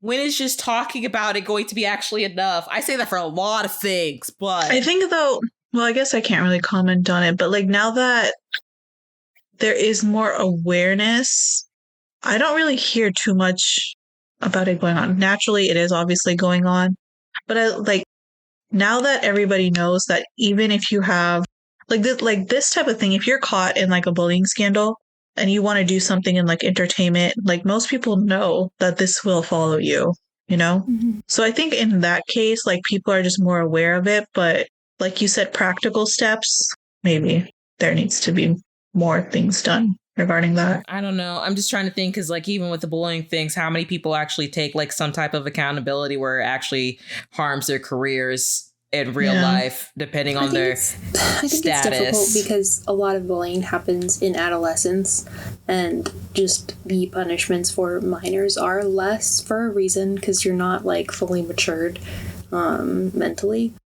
So it's like, where do you cross the line on like how much we should punish these kids, or like how obviously they need to be taught in the first place the right and wrongs of bullying. I don't know. I don't know how to go about that, because you can't really punish them like they're true adults, because your brain doesn't fully develop until you're like 25. But like, I mean, you should know better. You should know better, but I guess some people don't, or how they're taught or whatever. I don't know. It's a tricky line. It's also just making sure you punish them into ways to where they actually learn to not do this again, and not just punishing them just to punish them, but they're still going to continue doing it, you know, because they'll never actually really learn if you just punish them. They'll just know, I did something bad, and if I get caught, maybe I'll get punished, but not actually knowing why it's bad. Yeah. Again, this can go into a lot of things I'm talking about in general with a lot of issues we have, not just bullying, but still. Yeah. That's what I mean. This is like a broader topic thing. Yeah, this is a whole Pandora's box. I can't even think of just trying to dig into. The root cause is humanity. So how do you prevent humanity from humanitying all over the place? Like, anywho, let's go. All right. So where do we leave off? Okay, so Jae-jun beat up the teacher. They're at the police station. Jae-jun is expected to settle with the teacher for beating him up. So at this point, Do-young does come into the police station with his own like lawyers and everything. And so at this point, that man has some pretty good lawyers. I'm just gonna say, yeah, he got some pretty good lawyers. So at this point, his lawyers basically took care of everything, and they're exiting the police station. And so at this point, like, it's obvious that he knows about the infidelity and everything like that. And so the two men confront each other. It was satisfying to watch. Yeah, so this is basically Do-young's turn to show off his strength, as he gives Jae-jun a well-deserved beating for coming near his family. I thought, like I said, this was like so incredibly satisfying to watch. He only did that because Jae-jun kept provoking him, because for some reason he's obsessed with being in this little girl's life now that he knows that he's the father. Yeah. So I think he said something about, why don't you just go ahead and break up with Yeojin so I can be the dad? I think he said something like that. So he didn't swing first, did he? Which one? No, I think Jae-jun swung first. Yeah. Jae-jun always swings first. Even if he, whatever he said, I mean, he started it. Exactly. So, because I think he said something back like slick, like you'll never get her or something. So, and then he showed him up. I was surprised that Do-young was able to hold himself down. I honestly didn't think he can fight. Oh, he said like, you'll never have Yosol, whether I have Yeojin or not. Yes. So, and then that's when he swung. But I was surprised he was able to stay on his own. And again, that's the time I had to remind myself, men like this are not real. I keep saying that this whole show with him and with Yo Chunk. I'm just like, because these two, why? The irony is that they didn't go back into the police station for assault It again. was just so funny how they had a whole brawl in the parking lot of the police station. Yeah. Nobody noticed. No one noticed. No one came out. No one stopped it besides the lawyers. But still, Yeah. I was happy. Jaejun definitely deserved that because I think that's the first time anyone has really put him in his place like that. Yeah, he deserved it. 100%. So Jaejun seemed like he was always the one where even if he was the aggressor, like he always won in fights. So this was the first time he actually really got beat up physically, and I smiled. He even was like, I appreciate it. No one's ever like, won. Yeah, he low-key respected it. He was like, damn, I hate your guts. You have my daughter, but I respect you. Even if it's like 1%. Yeah. All right. So switching gears from that satisfying brawl. So Sada, the one with the drug problems, she wants to leave Korea and go to the Netherlands because doing drugs is there. So at this point, like her whole withdrawal and like her relationship with drugs is just like so all over the place. I'm also glad because I also said I didn't know if they just imply that she does other drugs besides weed, so it's shown that she does some other hard stuff besides the weed. Because I'm like, there's no way weed's not addictive. No, I'll say it over and over again. That's some heroin there. That's some cocaine, whatever else. She's I don't know, rich. whatever drug. She has rich people drugs, like, and her parents know about it. Yeah, that's the sad thing. They're like, as long as you're functional enough to paint, that's all that matters. They all have some fucked up families. But that's actually very clever because that's a good way of hiding your drug addiction into creative, right? To like creating things. Like, I don't know. Like, I know in Korea, but I also noticed it here in the States too. Like those IV drips to make you feel better are starting to become very popular. So like they just hooked her up with some IV stuff to make her feel better. Yeah. I think there's actually a place near my neighborhood that I saw where I saw something about like IV drip treatments. I'm like, what? This is new. I don't know anything about it, but yeah, interesting. Is it not just? I always assumed that it was just fluids, like you've been dehydrated and whatnot, and you like it's just kind of a detox, like fluid. I don't know. I didn't become a doctor for a reason. That's honestly, anything can become a source of addiction at this point. Yeah. Truly. No, seriously. Yeah. So she's trying to go to Netherlands. Her mother thinks it's finally time for her to go to rehab, but her father, who is a pastor, cannot handle the shame that would bring on his family. I'm sorry. But he can wait a few episodes because then he'll know what shame is. Yeah. So we find out that Yeojung's father asked for Sohee's body to be moved to the freezer because he believed her mother when she said it wasn't a suicide. He thought things would be solved soon, but the body was never moved. So now Yeojung's friendly neighborhood cop, aka her mom's friend, tries to get the body back, moved to the morgue to investigate supposed illegal practices by the hospital. Yeojung's mother doesn't allow it and keeps a firm foot forward. So Do-young finally tells Yeonjin that he knows Yesol is not his biological daughter, but she will be hers even if Yeojin herself isn't, as we said before. So Dong-yeon's mother is still the biggest nuisance in her life, despite all that has happened to her. So yeah, there is that. So to get Dong-yeon fired as a teacher, her mother takes bribes from Dong-eun's students' parents. Dong-eun cuts up all the gifts her mom received and tells her that she hopes this is the last time they will ever meet. Her mother replies that she will never be able to run away from her because blood is thicker than water. So as Dong-eun cries out, having been scarred by her mother on the face and in her heart, that she had enough, Jaejun appears in front of her. He wants to know how Dong-eun found out about the beating at school when Dong-eun said she only told Jaejun about the pictures. She doesn't get out of the car and he doesn't move from in front of it. Luckily, Yeojung makes it in time and shoves his car in the front of Jaejun, forcing him to fall. Dong-eun escapes and gets home safely but bruised. So this part was like, I don't know, like I was like very, very like traumatized watching the whole scene between her mom and her. And like I didn't know what to think because yeah, like in that specific scene, she approaches her mom and like that's when like they have like I think their first confrontation, like legit confrontation. And you can tell that Dong-eun still is kind of like scared of her mom because of like the repercussions and everything And you truly see how crazy she is because, like, in the center of the room, she has like meat, like on a gas cylinder. Not a gas cylinder. What would you call that? Like just a stove? I know what you're talking about. It's like one of those portable yeah, like a portable things. grill thing. I don't know what it actually is called. And like the fact that she not sliced, but like she scratches her with a knife. It was a knife, right? It was like scissors because she was cutting up the stuff. That was one. And then the fact that she just lit the whole place on fire, saying that we're both going to die together. Like, you truly see how psychotic and how crazy and how alcohol dependent she is in that scene. And it was just like so sad. I also just don't get not just her, but people like this in real life. Because like, as you said and what she said, she's like, you can't get rid of me. Blood is thicker than water. It's like, man, you left. What are you talking about? Like, you obviously don't care about her, whether she was your daughter or not as a person.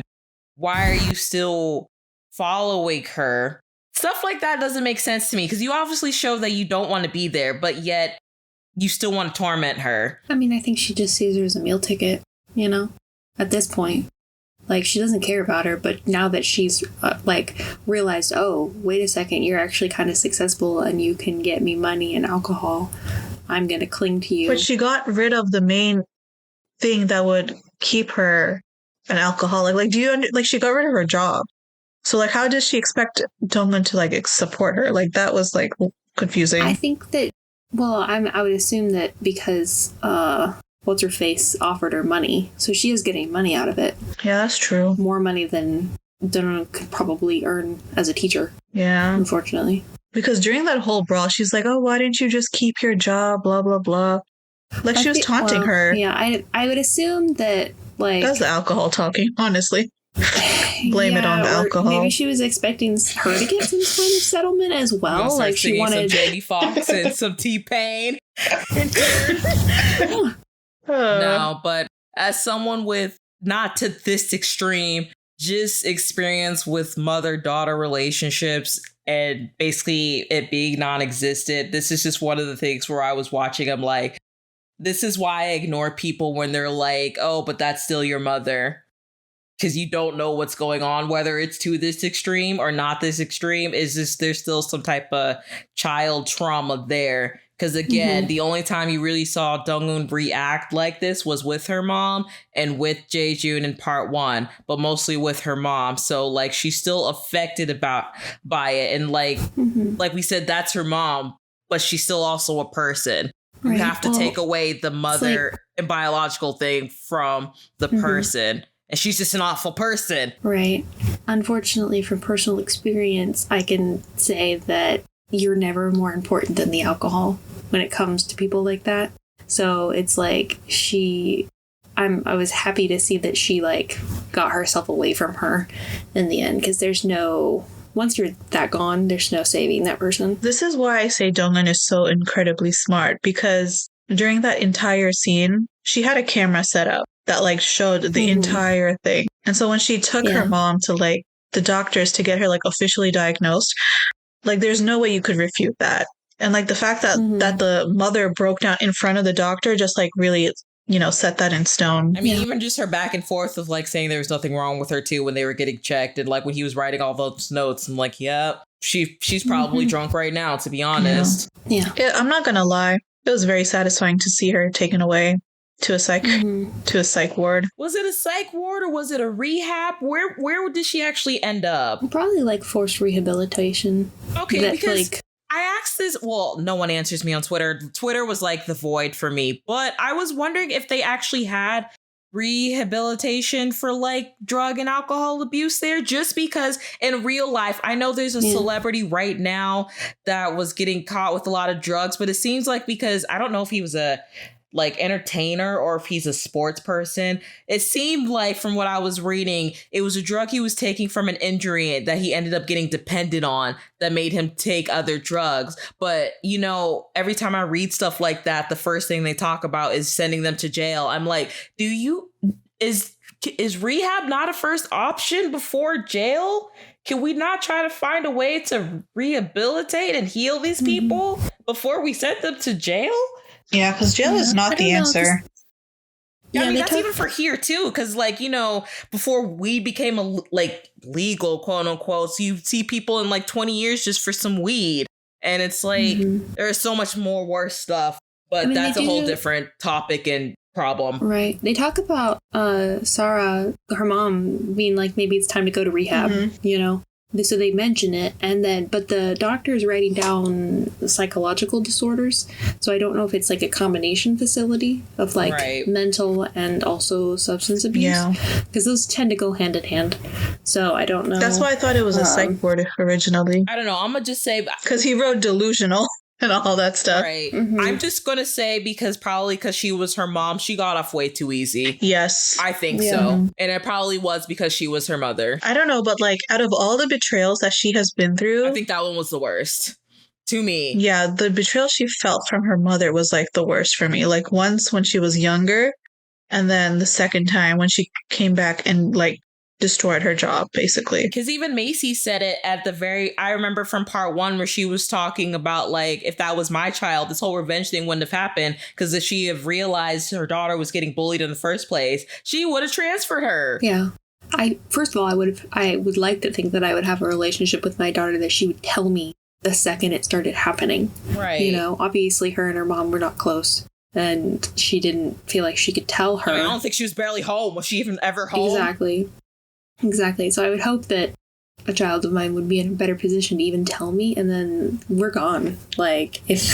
Especially if I can maybe, in course of events, I would assume that you would talk to the teachers first to see if it can't be resolved. But if that was the mom I was looking at, it would be pack your shit, we're leaving. Yeah, exactly. It's crazy. So.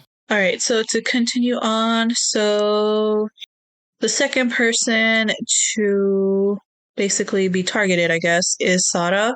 So Dongwon gets the thugs who helped her beat up the guys who are following Hyunam to get her drugs. She asks them to plant them in a secluded place in the church where Sarah's father is a pastor. And before you know it, Sarah has injected herself. So at this point, she was trying really hard to be sober and everything.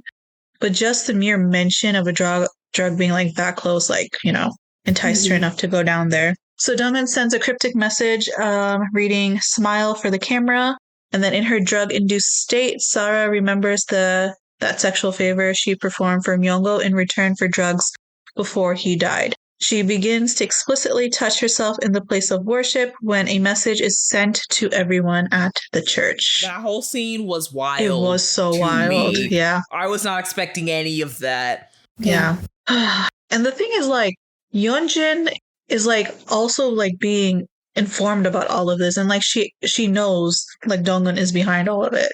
Crazy. I told you they were never a friend group. Yeah. How quickly they were all willing to betray each other. Yeah. That ain't friends. Yeah. It was just toxicity waiting to bleed through, honestly. I wouldn't even consider that associates. Yeah. I wouldn't even want to be an associate with you. Yeah. Sarah finds herself being photographed by a dozen people. Hyunam tells Yeonjin that Dongwon is at her friend's father's church. And Yeonjin arrives there immediately. She confronts Dongwon, asking her if this was her doing. Dongwon agrees without flinching. Dongwon calls Yeonjin weather reporter A, and we see a flashback of Dongwon's friend helping Sohee's mother write an anonymous post regarding a reporter who participated in school violence leading to someone's death. Yeonjin's phone is bombarded with messages. Dongwon makes it known that she knows about Myunggo's murder. Yeonjin, unhinged, asks her if she has any evidence, and Dongwon tells her that she has plenty of evidence. So that is where we stop with episode 12. Yep, and that's when the real juice starts happening. This is when, quote unquote, shit really hits the fan. Yes. Nah, but still, I'm not over the whole church scene. Not even just her being drugged out, but not her getting this weird, in her high state, remembrance. I didn't see that coming with her sexually pleasing Myunggo in any way. Yeah. But he definitely took advantage of her being high and drugged out. So I mean, like I said, the substance takes control. Yeah. Yeah. So like I said, that actress did such a great job. I'm when I was watching, I'm like, dang, was she a drug addict in a past life? I don't know. She did her research really well. Right. Yeah. Honestly, this whole cast is very talented. Yes. They all played their parts perfectly. All right, Macy, it's your turn. An hour and 50 Oh my minutes God. in. I will probably be quicker because my notes are not quite as detailed. Oh, then I will be also long because you guys know how I am. Yeah. I gotta work at 7 a.m. tomorrow, people. Oh, we'll try to hurry up. That's okay. So anyway, so I am doing episodes 13 and 14. So episode 13 starts out with the video of Sarah and the letter in social media. So the letter is like, it's depicting Sohi's like abuse. Yeah, so I guess it's an old letter that didn't get many hits before, basically talking about all of them. So like Yeojin, Sara, Hyojong, and all them bullying her. Right. And it just, I guess Dong probably reposted it. And for some reason, this time it got more hits. I think because of Sada's thing at the church, because I think that was being like, I don't know if it was being live streamed, but people were definitely posting videos of that happening. And so they know they're all connected. Well, Sarah like accuses her of like releasing that at the same time to like kind of cover up the letter. So that takes more focus. But it is still out there, and like reporters are kind of coming up to her and like, are you reporter A or weathercaster A, I think is what she's referred to in that post. So she is dealing with that like speculation of it being her and whatnot. But it's not super, like she's not having any problems at work, really. It's like, and Sarah's video is definitely more sensationalized. I do want to mention though, like considering how quick like the audience turns, I'm surprised she didn't start having like issues earlier with her job. Yeah. I don't know. I mean, I think it just wasn't as like it describes her, but there's no really proof on that, where like later videos are like more proof, and that's when she really starts to have issues. So at the same time, Jae-joon is finding out that the hard drive in like the camera was swapped, not erased. So he takes it to like this guy to try to recover the footage, and it's a new hard drive. It hasn't been erased and can't be recovered. Which we find out that the assistant changed it for Yeonjin. There's too many names. It's okay. We'll help you. So it was her order that it be swapped out, which of course we now know is because she was the perpetrator of Myoyeon Oh's death. Hyunjun shows Jae-joon Myoyeon Oh's recording. He realizes that the recording was made at his boutique, and he ends up seducing Haejun to he basically tells her, do you want to raise Hazel together? Remember I asked the question when her photos from her phone was released if they were sleeping together. I don't think that they had before that point, though. Do you? I didn't get the... Who? Oh. Wasn't under the impression that they had gone there before. No, I was, because remember, I asked that question in episode 7 or 8. I was like, these pictures look more intimate than they really are as far as all their friend groups. So that's why I was like, have they... I mean, it was obviously applied because, like I said, she's so obsessed with Yeojin. She's trying to have her life. And I could tell she had a crush on Jae-joon. But I was like, it seems like Jae-joon also was aware of this, so I was wondering if they ever hooked up in the past. But for them to hook up like that wasn't the first time. They've definitely hooked up before. So I have a feeling he was sleeping with Yeojin and Haejong. Everyone's just sleeping with everyone, basically. No STDs passed around. I'm surprised. Oh, let's not get into that, Nafis. Let's not, because I definitely had the question. Was protection ever used in any of these situations? Since Yesil is here, then no.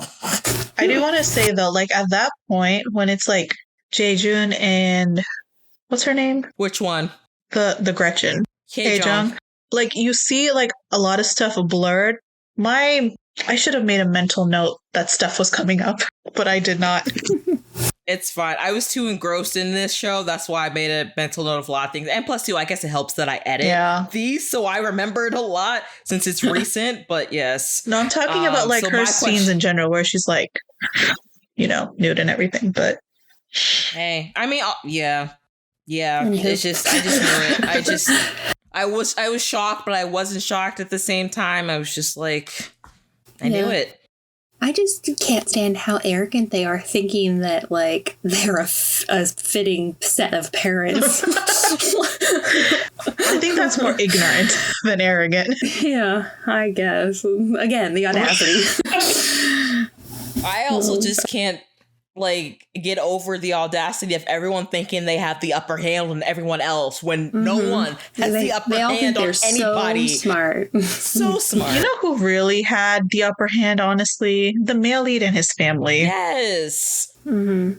They really did. We're going to keep going until we bring that up, but yes. Yeah. Well, anyway, then Dong-woo approaches Keiran, imploring her not to get in the way of her proving that Yojin murdered Minyo. And Soche continues to blackmail Young-ae. Young-ae enlists her shaman friend to help her get rid of Soche. And then Yeonjun learns that Haejun helped Dong lure her to Yeonjun's clinic.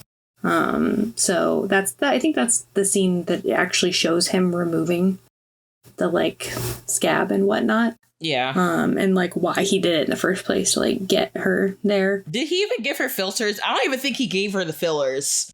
I think he did, because they talk about it later. She didn't look any different, but, of course, they don't actually do that. But no, I think for legal purposes, he had to deliver. Yeah. You can't just put somebody under and then not do what they paid for, so...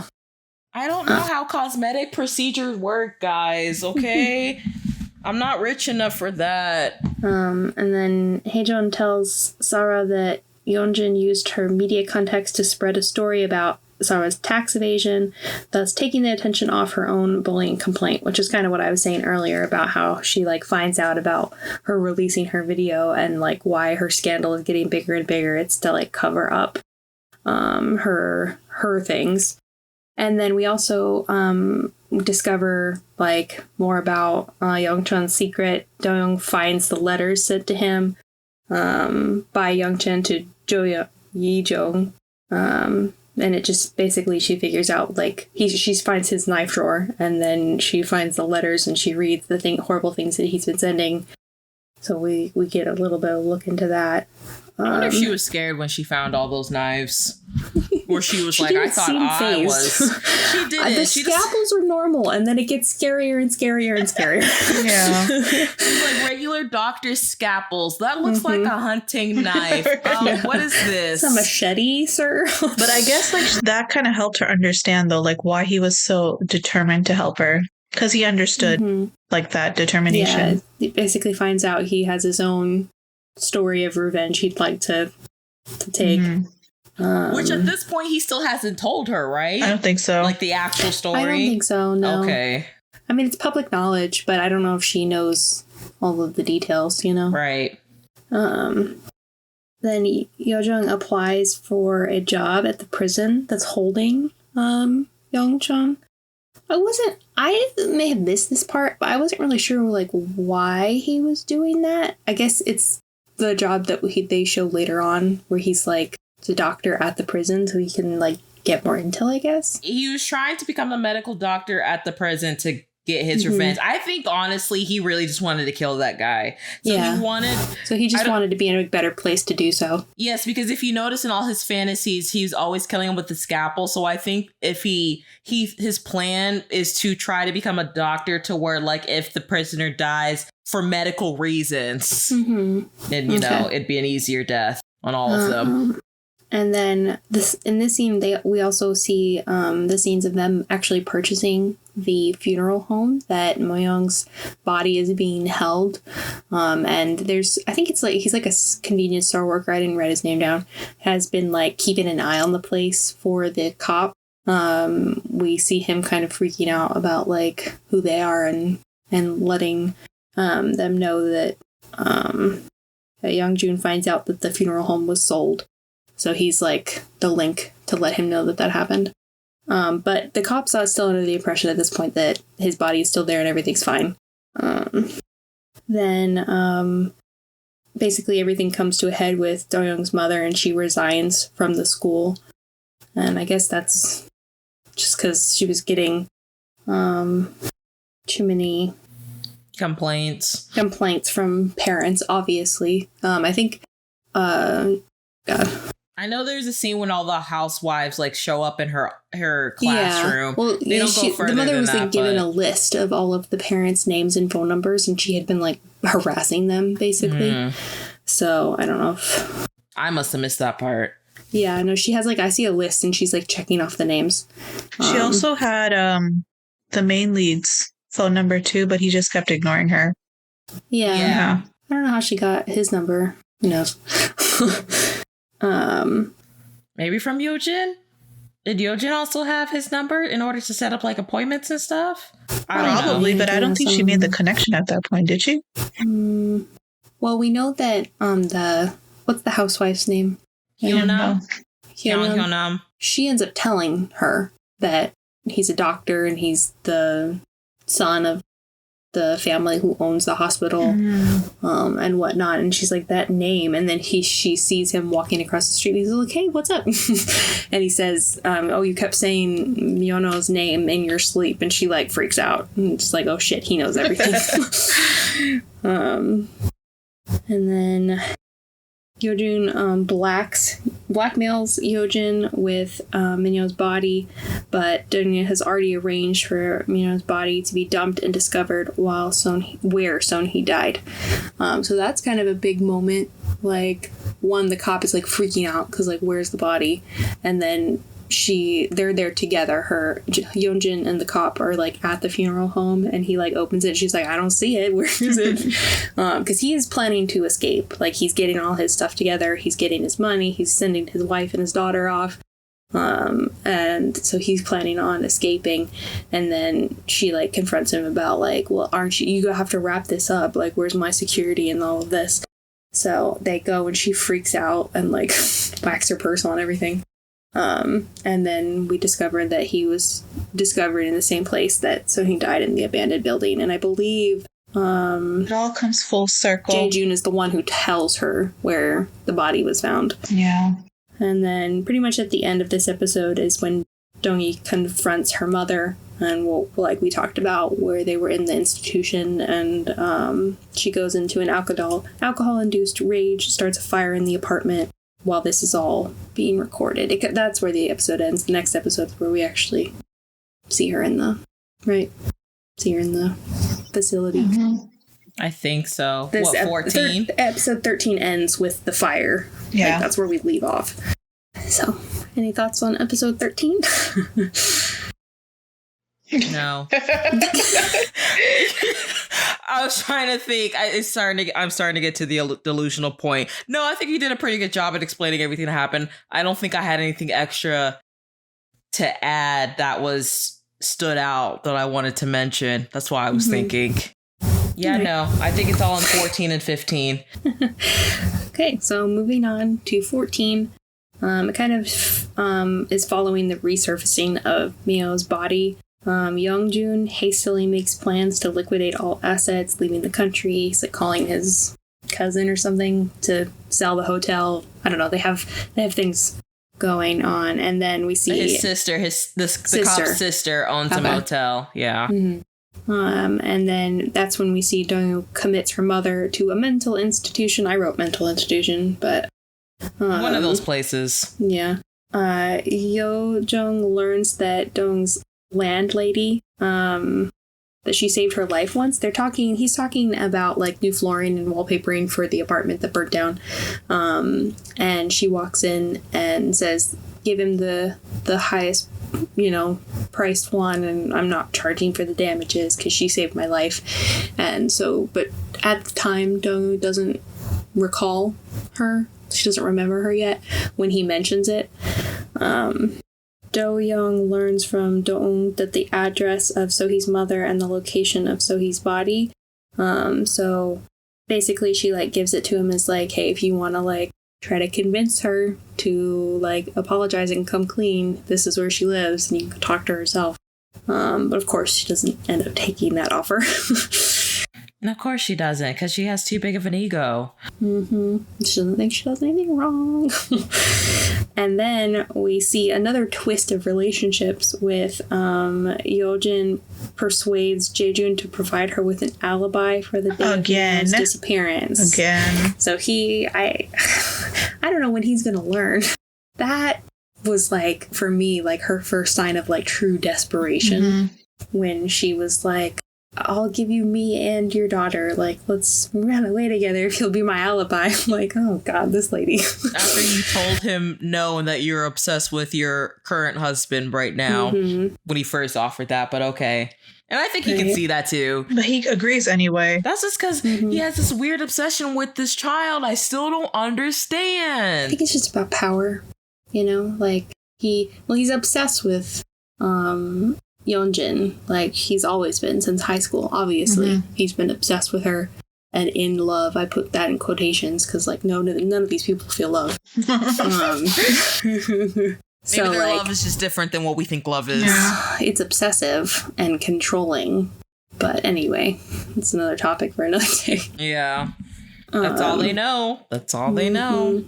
So, but he's not as, like, loyal as we think, because Jaejun gives Do-young a copy of Min-young's recording, offering not to pass it to the police if Do-young divorces Yeojin and gives up custody of Yi-sol. So he's basically threatening him that if you don't, like, give me my daughter, he's going to take that recording to the police, which I don't know if that recording is all that much evidence. It does put her, it gets rid of the alibi. It puts her in the place, or the last person that sees him. But it is also just voices. So I don't know how much that would stand up in a court of law. Because, like, how it is just a voice recording. It's not a video recording. So, like, how many, you can do voice analysis and, like, kind of confirm.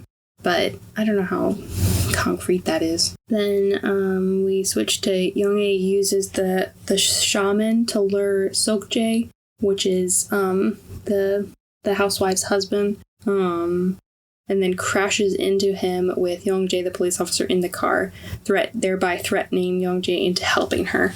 So they basically stage a jaywalking hit and run, where she plays a pretty good part in the police station as well. It's very convincing. Dear mother dearest, like it's just, I mean, basically they both ended up helping kill Hyunam's husband.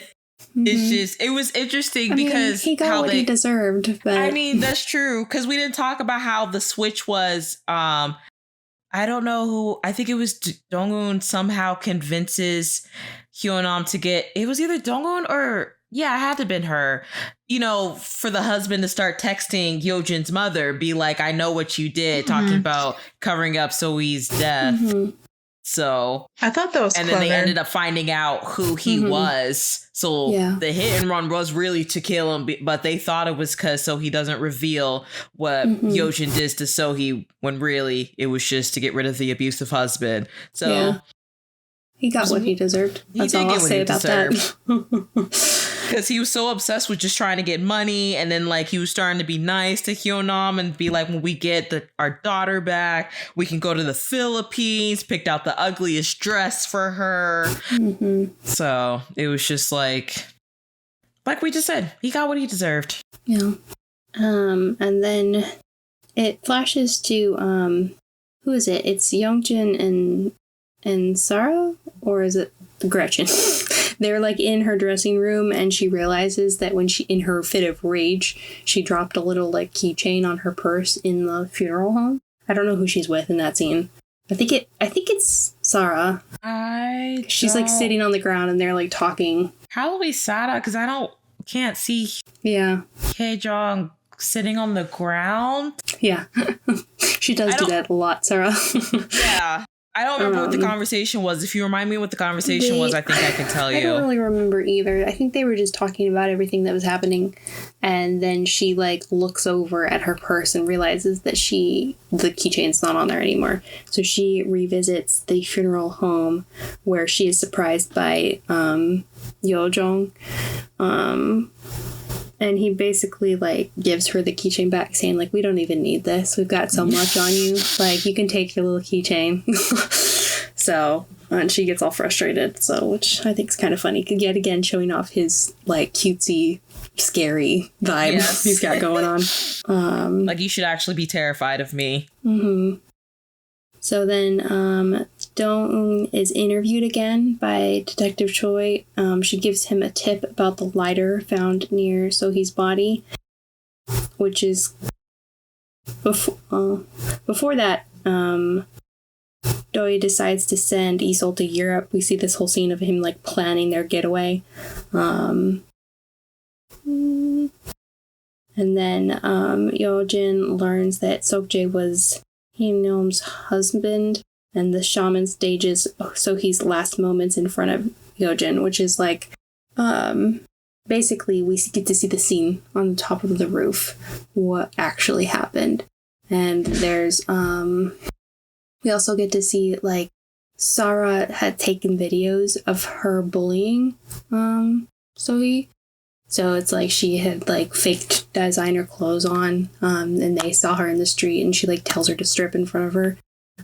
So that she confronts her again on the rooftop and, like, gives her like an ultimatum to strip in front of her. And when she doesn't, she's like, let me remove the lint from your sweatshirt with the lighter. And she basically sets her on fire, and there's a struggle ensues. He grabs onto her and she pushes her off the roof. My mouth dropped. My jaw dropped when I saw that.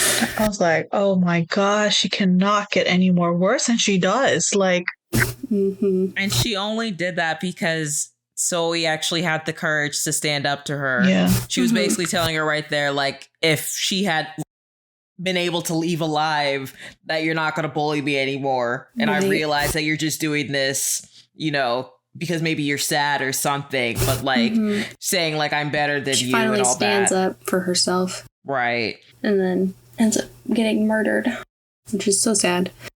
Poor thing. And then I wanted to bring up the whole shaman, like, interaction of, like, obviously say he's, like, I guess taking over her body and, like, trying to threaten Yeojin. But there was, like, a moment in that scene where, like, it looked like Dong-un was, like, disappearing. Did you notice that? Like, she would turn around and she wouldn't be there. I don't know if that was maybe weird camera work, but for 2 seconds I thought, they're not going to spin this as, like, this was all in her head the whole time, were they? Wait, what do you mean? Like, Dong-un was never actually there? She was just haunting her? Oh, I know what you're talking about. Did you see that? I think Yeojin was just imagining her. Yeah. Don't Sixth Sense this, Macy. No, it did give off that vibe, though. Did it yeah, not? it did. Like, she kept turning around and she wouldn't be there. And I'm like, okay, is she actually not standing there, or was she not real the whole time? I think she just wasn't standing there. I think that Yeojin was having, like, this weird flashback, and she was seeing her victim, and then she was seeing the shaman, and that was it. She was just getting overwhelmed. I don't think Dong-un was actually there in that scene. Which, it was just tripping me out. I'm like, why does she keep disappearing? Where is she going? Yeah. I thought she was there to witness everything, though. I don't think she was there. I mean, because she's still there in episode 15. I'm looking at a review, and it says that she was standing there. She was standing there. Yeah. Well, then she was physically there. Because I I wasn't sure if at first Dong-un set up the shaman to do all that, or was it real? Because at first I thought it was just something maybe she, like, blackmailed her to doing, because I think it was revealed the shaman was actually doing something, like, unethical with Yeojin's mother. I forgot what it was, but I think Dong-un found out and, like, made her do all that. And then I was going to get to that. You ruined my surprise on my part. Like, pans away and she disappears. And, like, the back and forth between those scenes, she's, like, turning around and looking back at the shaman. She's there 1 second and then she disappears. So I don't know if there was weird camera work going on and if she's just really fast and like walked away when the shaman fell over. But I just thought that was weird. I'm like, what are they doing? And then they didn't go there, obviously. But anywho. It's fine. But yes, Dong-eun was actually there. Mm-hmm. You both need to go watch that scene again and tell me that I'm crazy. All right, I'll go watch it and I'll text you. But anyway. That's it. Okay. It was like, okay, so that was 14. Okay, so my turn. It ends with a scene, the flashback of her falling off the roof. That's where the episode ends. And then not only that, because I think it was already always applied that Dong-eun was there, but Dong-eun was there when she fell off the roof. She was just sitting underneath it on the staircase. That's another thing I was confused about. I'm like, when she looked up, they didn't actually pan up, but I would assume that she saw Hyojin. I don't think she saw or she heard her ringtone. I'm assuming that's what that music was. She heard her ringtone, but she didn't actually see Hyojin. Because the thing that gets her like to turn around was the thump. So she must have felt Sohee like fall because she was wearing headphones. Yeah. So when she heard the thump, that's when she took it out and turned around and saw her there. But she didn't see anyone else, but she heard Hyojin's ringtone of probably her like calling her mom, freaking out. She just looked up and kind of got that look on her face. I'm like, did she actually see her or is she just recognizing the ringtone? Yeah. So I don't think she actually saw her. And then obviously she's the one who finds the name tag because she's the one that anonymously delivers it to the police. Yes. So on to our very last two episodes. We're going to start off with episode 15 and basically all that we're talking about. So like it instantly starts off with the flashback of when the homeroom teacher calls, because this is when Dong-eun turns in her reason of dropping out and he's trying to convince her to change it. And I didn't notice until I was watching this. She's actually standing at the abandoned building in the site where it was taped off, where Sohee fell but was pushed. And then as Macy was saying, she found the name tag. But then we jump right back to where the ritual was happening with the shaman. And then this is what was kind of freaking me out because I don't know much about is it pronounced Shamanism? Because I said that I wasn't sure if that was a word or not. Okay, I think it is because that's what it said in the captions. I guess it actually is a word. I don't know much about that religion, but like it was kind of freaking me out because I was thinking at certain points it was like being real. Like I don't know if Sohee was like actually possessing her. I do believe in spirits a little bit. I won't get into that, but still, and like just reliving all that because even there was a look on Dong-eun's face. That's why I know she was there, where she was like, "Okay, I don't think this is part of the plan anymore. Like, is she actually seeing stuff or what?" And then, you know, all the scenes of like the wind, like a spirit might actually be there and stuff like that. But then like this must have been the karma of the shaman of whatever she did, because all of a sudden she, like Macy said, she dies, which I was not expecting to happen. Yeah. They called it Boljon, which in the caption in Korean and in English, they said God's deadliest punishment in Korean shamanism. So I don't know who it was towards, but the shaman ends up dead. And it's crazy how everyone just ends up leaving her, like even her daughter, because like her daughter was screaming like mom. And then that's when she realized she was dead. So crazy.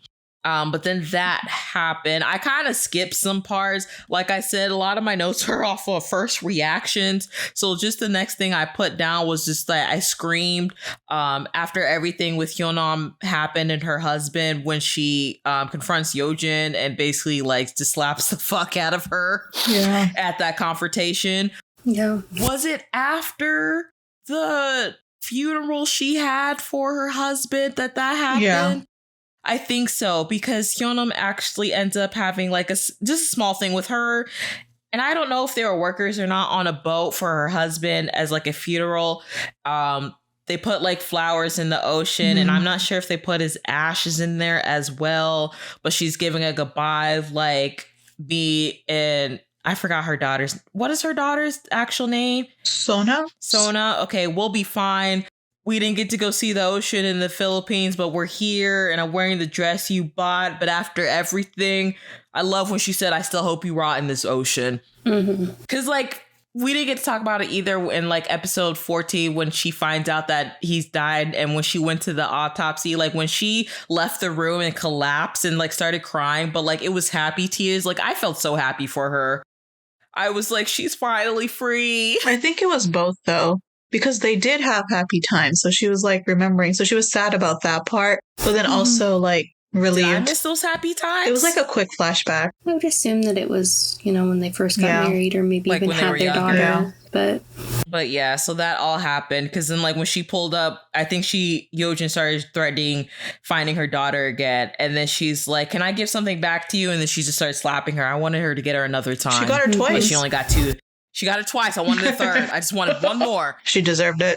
She did get a third one because her husband was watching. That's a slip in the face. Because when she turns around, her husband was standing up there on the staircase just watching the whole thing. And I did scream at that too. I was like, not him watching this the whole time. No, but this is what he wanted though. He needed to see her reality. And so he did. Exactly. Because I mean, at first, like just watching her go up to Hyunam, who I'm assuming is like her elder, just like cussing at her, being so disrespectful and all that. But then when she goes up there and like tries to apologize, he gives her an ultimatum. So basically the paper that Dong-un gave him of Sohee's mother's address, which we forgot to mention, who is deaf. So that makes it even. And I don't know if that's part of why Yojong's father not took pity on her, but was like, something's going on here because no one's really listening to her because they're ignoring her because she's deaf. Yeah. So I don't know if they just can't like understand the sign language that she's doing. But that could be one of the reasons why he ended up keeping her in the freezer. But still, he gives Yojin's husband give her an ultimatum of whether going to the mother's house and apologizing and confessing everything, turning yourself in, or their marriage is over. And again, the narcissist she is, she still doubles down, saying she did nothing wrong. And then she ends up confessing that she was actually there, which he didn't know because he questioned. He's like, "Oh, so you actually were there?" And that's when she knew it was over. And then he's like, "This marriage was over." And then she's going to rebuttal back, "It was over when you started singing Dong-un." I'm like, this marriage never existed. This was not real. Yeah. This was 12 years of a fantasy for both of you. Mostly her, but it wasn't real. It just wasn't real. But he's like, okay, that's all the answer I needed. So he turns around, pulls out the cell phone, calls his lawyer. He said, "Do it." All he had to say was do it. And then all of a sudden, all these articles came out about them divorcing, about whether she was a bully or not. Is he divorcing her because she's a bully? All that. So yeah, news spread quickly. Mm-hmm. And then I was just gonna say, the audacity of her to like just go into work like nothing's happening. Right. And that laugh she did in the lobby. I would have been too embarrassed to show my face. Yeah, I saw her breaking when she was in the lobby, just laughing like that. Mm-hmm. That was really creepy. Yes, if I walked in and my coworker was doing that, I'd be like, we need help because she's lost it. Well, psychotic break. Mm-hmm. I don't remember what scene this was, but I just wrote, I don't understand Hyejong's obsession with Jae-joon, and just the fact that Sara literally just keeps emphasizing, like, if they didn't pick Dong-un, it would have been her. So that's already foreshadowing a big event that's about to happen. Like, she really hates this girl, and she doesn't try to hide it. I'm surprised they lasted this long in the circle, but I don't know, maybe Yeojun was the weird glue keeping them together. But anyway, okay, I guess the funeral happened afterwards because I wrote it afterwards because Yeojun's mother ends up showing up to Kyonam's house, still trying to get to settle for the accident of killing her husband. And she refuses. So then, like, when she goes home, her mother's telling the lawyer, like, we need to get her to settle. Like, if we need to double it. I don't care. Because she thinks everything can be solved with money. Mm-hmm. But then when she goes home, Dong-un's actually at her house. And, like, you know, she basically confronts her, like, do you remember me? And she's like, no. And she's like, let me try to refresh your memory. So she does. And she figures out who she is. And so she also gives her an ultimatum. I put in question marks. Because she's like, she even says it. She's like, I know you're not actually going to protect your daughter. I'm just going to pretend like I gave you a choice, but I know you're just going to turn her in. So just make sure you do what I say later on. So yes, this is what Macy was talking about when Yeojun goes into work. I guess Sara was, you know, over it. So she sticks with her promise after Yojin didn't really have her back after all her videos were being released to cover up Yojin possibly being a bully, and all those videos she had on her old phone, which I'm really surprised she still had videos from that old on her phone. She releases them on the internet. Basically, like Macy said earlier, the incident at the mall with Sohee when they were wearing the same dress, even though Sohee's was a knockoff, belittling and threatening her, just showing how much of a bully she actually was. I was also confused because I thought I saw like images of Donghoon as well, like when the burning was happening. But I don't know if those were released as well, because in her like file you could see it's like still images of that abuse happening. She might have. They only really emphasized the one of her at the mall, so yeah. I think she did upload more than one thing, but we just didn't get to see what she all uploaded. Those seem a lot more serious to me than her like bullying a girl for her outfit. Right. I don't know. I guess people pick and choose. I don't know. But yeah, that is all happening. And then, you know, at the same time when she's at the office watching all her coworkers do it, and then her boss comes like, what's all this? And then she basically hands in. I can't talk, y'all. It's getting late. I'm losing it. She threw her resignation. After she just wrote it right then and there in sloppy handwriting, letter of resignation. Like, I don't need you guys. I'm like, well, I mean, you kind of do. Your rich husband's leaving you, but like, honestly, what got me, and this would have been like my reason to just give it all up, is when she goes home and she tries to convince her daughter Yesul, like, oh, me and daddy are just having a fight right now. You know, everything is fine. Don't worry about it. And she's like, I know what's going on. And her face just fell. And then I felt so bad because even she's like, my friend came up to me. She's like, are you going to bully me like your mother bullied her friends? And then when she said she was disappointed in her mother, that should have been it. Yeah. That's when you know you failed as a parent. Yeah. So I was like, dang, the kids are smart now. We should know. They have iPads. They have phones. Of course she was going to see this. Especially as big as her parents are, there's no way. Right. Even if she doesn't see it, somebody at the school, the mother, parents, I don't know, they'd be talking about it. So exactly. But then I guess that does kind of convince Yojin to confess in some way, because she ends up holding a press conference in front of the police station, but she still lies. So I said she's a true psychopath because she confesses to being a bully, but she's still on this rhetoric that she did not murder anyone. And then she basically says Sohee's family has been like harassing her, saying that they were actually friends, but she didn't want to like be suing them for malicious and like false accusations. And then she claims that like she didn't want to expose Sohee being pregnant. And I didn't get to say this earlier, but I don't feel like that pregnancy was out of any type of consent. Yeah. I do feel like, well, we thought it was Myungho at first, but I feel like she was raped. No, yeah, she was. Well, don't they say that it was Jaejun, yeah. What's his name? Jaejun that did it. Yes, I was trying to save that for later, but yes, I'm sorry. It's okay. It's okay. I don't know how things are laid out in your notes. It's fine. First, it was supposed to be for suspense, but yes, Jaejun did it. But even if it was Myungho, I don't think any of that was consensual at all, because they don't ever say it or imply it. They just say she was pregnant. So I was like, I don't think this was consensual.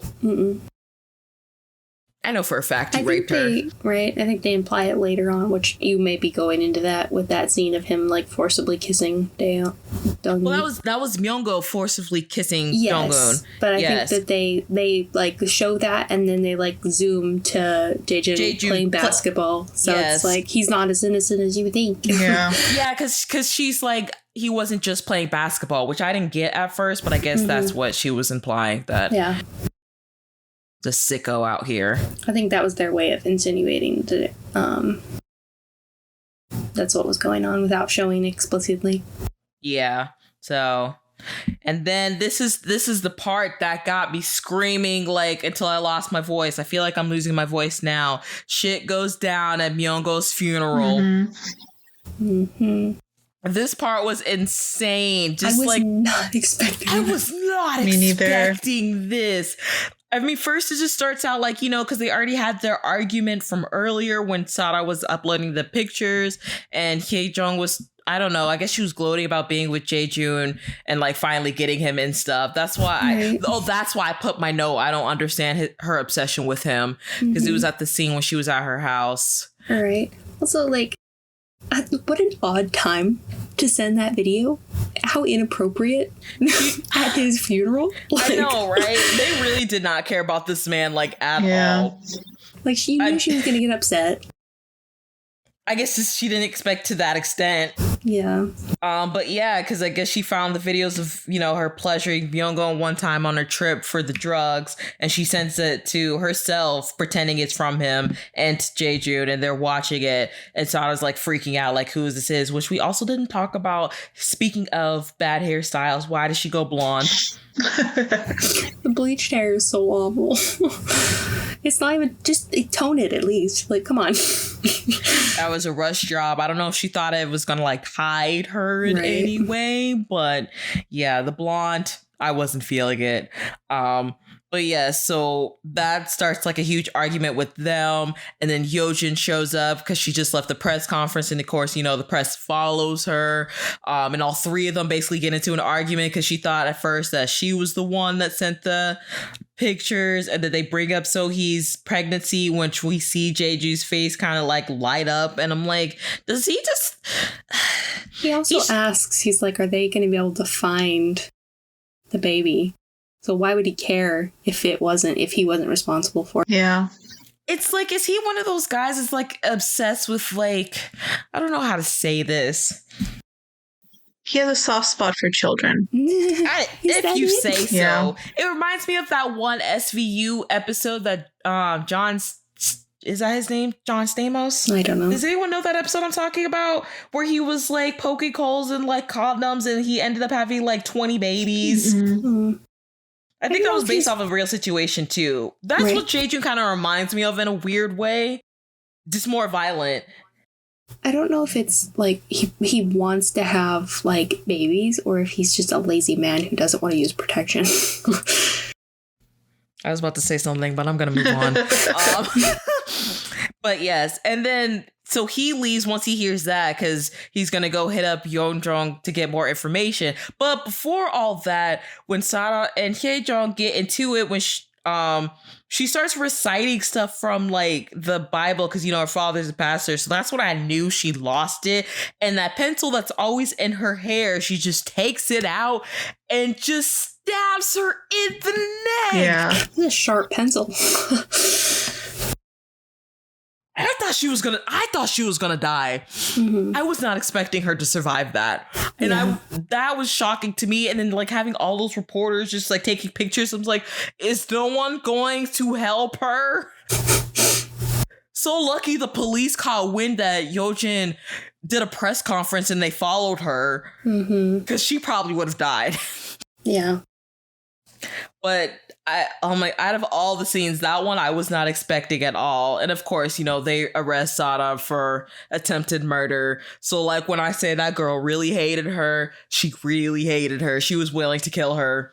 Literally. Yeah. That's a great friend group, isn't it?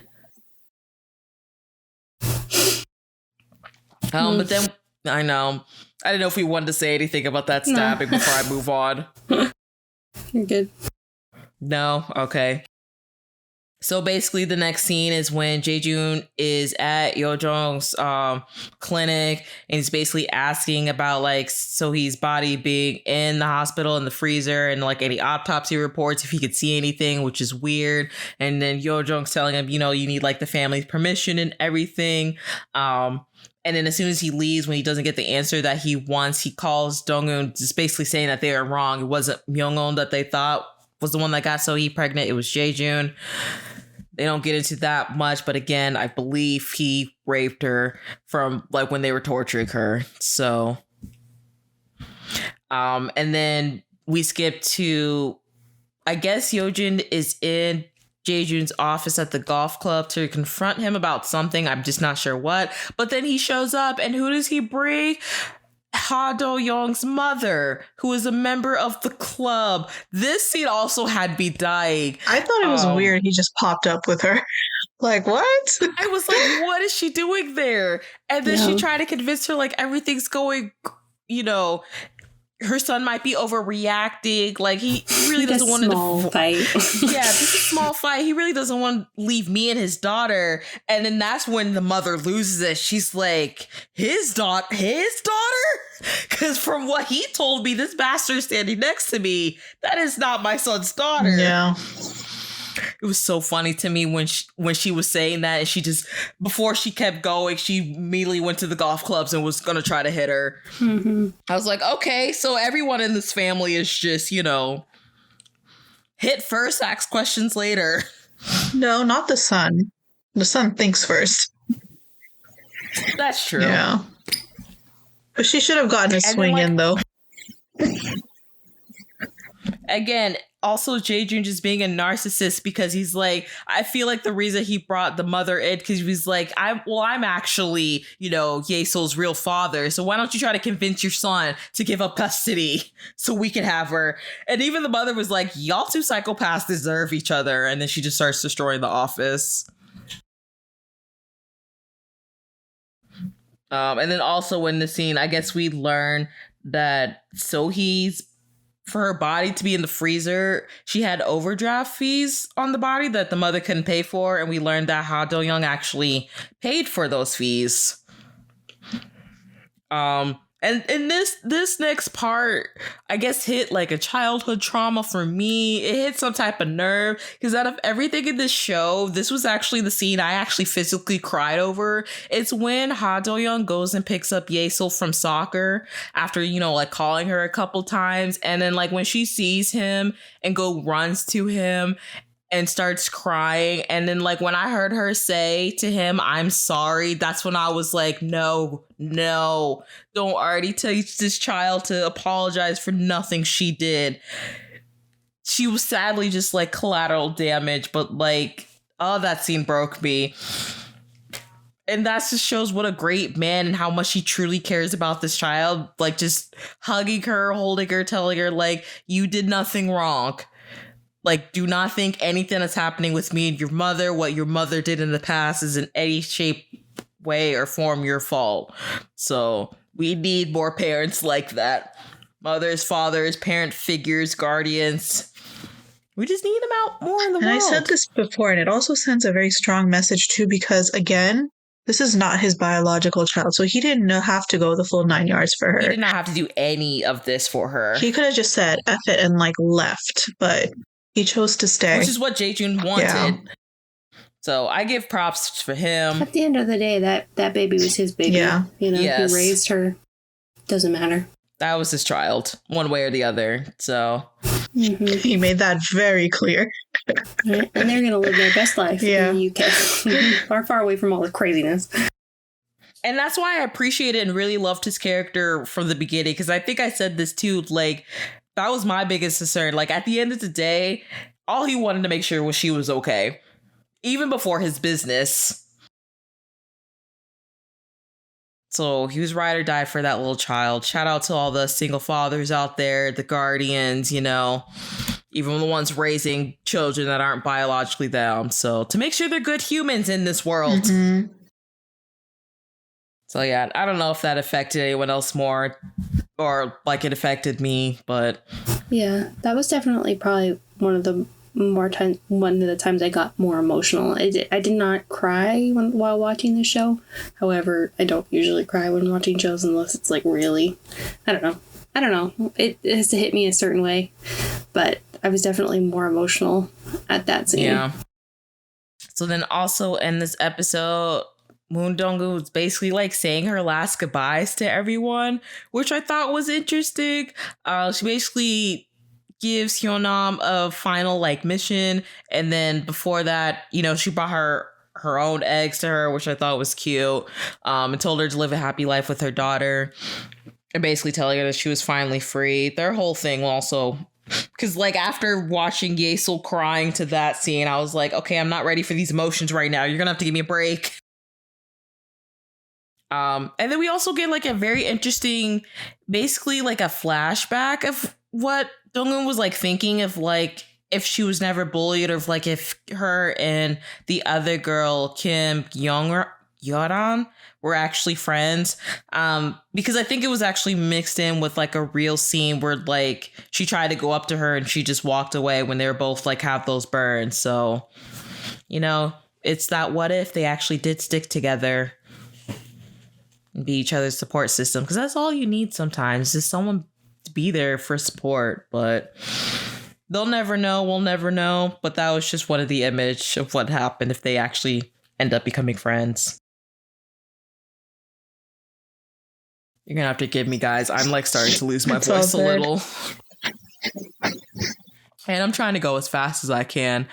And then we also kind of see a little bit of the backstory when it comes to the landlady and Donghoon, which I was also surprised, because when Macy brought up, she told Yeonjung that Donghoon actually saved her life, so she was repaying her back, which makes sense because in part 1, if you guys remember, Donghoon questioned her of why her rent was like the lowest out of everyone. I don't know if her unit was the most expensive or just like in general it was lower than everyone else's. That could be one of the things. And then we also get like a flashback of the time when Donghoon was doing like all those part-times before she got into the factory. When she was working at the bathhouse, she actually met the landlady before doing her laundry. And one of the workers there, I think, revealed that her son got killed by a drunk driver. So we'll come back to that in episode 16. But just remember that. And then also I wrote, I'm not surprised that Jae-joon dumped Hyojung as soon as she became disabled, because yes, she survived that stabbing, but like the pencil went in so deep that it destroyed her vocal cords, so she may never be able to speak again. And not only that, he deleted everything off the iPad. So like she lost her biggest asset, which is basically her word of mouth of like being able to gossip and everything. That definitely took away some of her confidence. It's also not uncommon for men to leave women who become disabled. Men have a higher chance of leaving women that are disabled than women leaving men that become disabled. Just throwing that out there. But that was such a dick move of him. We should have expected it. She should have expected it. I was not surprised. We all knew that he was using her in the first place. Like, that wasn't going to last. Exactly. So, but at the same time, when he's leaving the hospital that she's in, after she tries to cuss him out, it's not really working, girl. You don't have any vocal cords. We see on this TV that Sara has been arrested for trying to kill Hae-jung. And not only that, her father was arrested as well because he was embezzling money through the church. Tax invasion. Embezzle. Evasion. Tax evasion. Evasion? I think it's tax evasion, right? Yes, tax evasion. Again, there's more I could say about that, but I won't, because I don't need people getting mad at me. I could say a lot about that. I will say I'm not surprised, especially since it's being handled through the church, and I will leave it at that. But then they also do more research on the DNA that was found under Myunggo's fingernails. And then, like Macy said, the lighter that was at the scene, they realized that the DNAs match. Are we shocked? No, because we know who did it. And then Yeonjung is still basically trying to get to the criminal who killed his father, which that also interests me. Just the way that I understand why Yeonjung's so mad, because it really was just like a senseless killing, because he really just killed him, like the guy keeps saying, because he was bored. I think he said something about like he was jealous because before he did the procedure on him, his father kept bringing Yeonjung up. I don't know. It's just one of those things where it's like another sociopath, I guess, because he was already like being a prisoner for something else. I don't really know if they said He killed 2 other women before he killed his dad. Oh, okay, so he's already on trial for murder. So yeah, just a murderer, I guess, just doing murderous things. Yeah, I mean, I feel like I could tell from the start. I'm like, he's just crazy. Like, he's just doing this for fun because he enjoys killing people. Like, there's no reason. He's just crazy. That's such a tough thing, though, as a doctor, like, to be forced to treat patients like that. But, you know, I think it's, like, crazy that he had to uncuff him. Like, please don't do that. He broke his arm. So it's like, you have to be able to operate on the arm. Okay, so then remove one arm. You did not have to remove both. Like, I don't know. I mean, it's just the fact that he chose to operate on him because, like they were saying, no one else really wanted to do it. So I guess you would have thought that would have shown some remorse, but I guess not. I don't know how criminals' minds work. And then this is the part basically where I just put like Dong-eun basically played Yojin and her mother like fiddles. That whole scene, I don't know where they actually were, but when they meet up, about the whole name tag thing, just showing how quickly she was to portray her. And I wanted to get into this just a little bit. This is what I was talking about earlier. I put a side note that I feel like Dong-eun and Yojin are basically like that quote, two sides of the same coin, because it makes me think of when we did part 1 and when I was doing that excerpt that I found of the writer talking about the show. I mean, yes, it is about like bullying, but like at the end of the day, it's a revenge of like people that went to extreme trauma.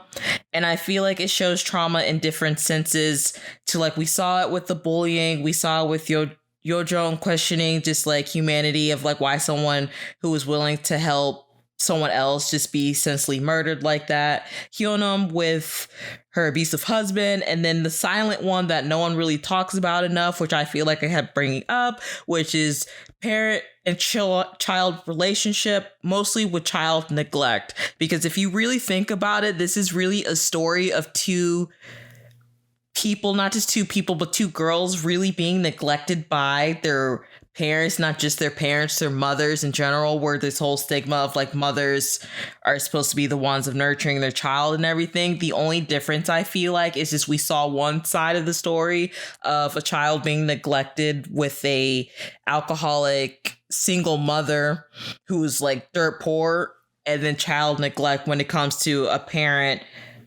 with riches. So, because I also forgot in the first episode, that detective that's been helping them the whole time help Yojin's mother with the divorce, because I guess the father was cheating on her. But anyway, I was just saying, and that's the whole thing when we were talking about earlier with nurture and nature that got me thinking, because I'm like, you know, because what if Dong-eun actually ended up being kind of just like her mother? Honestly, if she was just that evil, maybe her and Yojin could have been friends. Maybe they could have ruled and bullied the school together. We may never know. So I just wanted to get y'all thoughts on that, because when I saw that scene specifically of how quickly Yojin's mother was also willing to portray her, it just made me think of that. So I don't know if you guys had any thoughts of what I just said. I mean, I think it just shows that bad people can also be mothers. Because like that spans to like was it Sohee's mom and I keep forgetting her name, Hyung something, the housewife, like their example, Hyungnam. They're two examples of really good mothers that are like never giving up and gonna do everything for their daughters. And then there's two examples of like horrible mothers who like really don't care. Did you have anything, Nafis? Not really, no. No. Okay. I was just wondering, but yeah, that's what I was thinking. I came up with a whole nother thing when I saw that scene. So just for anyone else who's listening to us, if you have any thoughts, you know, you can always write us in, guys. Comment on some stuff. It's going to plug that in now. 2 hours later. Yes, almost 3. I'm trying to go as fast as I can. Just real quick, the last thing of episode 15, we just get another plot twist. All these plot twists, even the second to last episode of when Sohee's mother ends up collapsing. Oh God, I can't talk. And was taken to the hospital. And Dong-eun was trying to be like, to get information at the nurse's station, like, I'm a friend. And then we find out that Yojong this whole time has ended up being her legal guardian. It has been for her a while. So basically, when he comes, because, you know, he's the legal guardian, they have to call and stuff when something happens. Dong-un basically like confronts him about something. Like, did he know about this the whole time? Like her revenge and stuff. And he basically confesses that, yes, he did. And that's where we end, and on to 16. Right after the confrontation, we just jump right into it and their backstory, which also lightened stuff up for me because I was confused about like their whole relationship and like when they met and stuff in timeline. So basically, when Dong-un first went to the ER when she collapsed, that was back in 2011 when they initially met. And then what we didn't see when she bolted is that Yo-jong actually followed her and saw that she was standing in front of the freezer. So he even tells her that he just thought that she was there on So-hee's behalf, like trying to take revenge for her, like they were friends. He didn't know about Dong-un's own, you know, trauma. And the revenge was mostly for her, but with So-hee as well to kind of get some justice for her. So then we kind of see like he kind of planted himself to make sure that Dong-un would always run into him, especially at the park. Because like I should have known Dong-un was going to go home and do some research about him. I always thought, and I even said it too, I thought their meeting was just a coincidence, which it really wasn't. I should have known, again, because it's Dong-un. She does her research. But I didn't know that he also basically knew he was going to be used, and he was just okay with that. Because she sees him going to the hospital, and then she turns around, go to the park, not realizing that he knew she was there, and follows her. And then when they're watching Go, she makes sure he bumps into her. So then the whole time he's teaching her, I think that was between around like 2014 and 2015, because she ends up leaving when Yojin gives birth to Yesil, which was around 2015.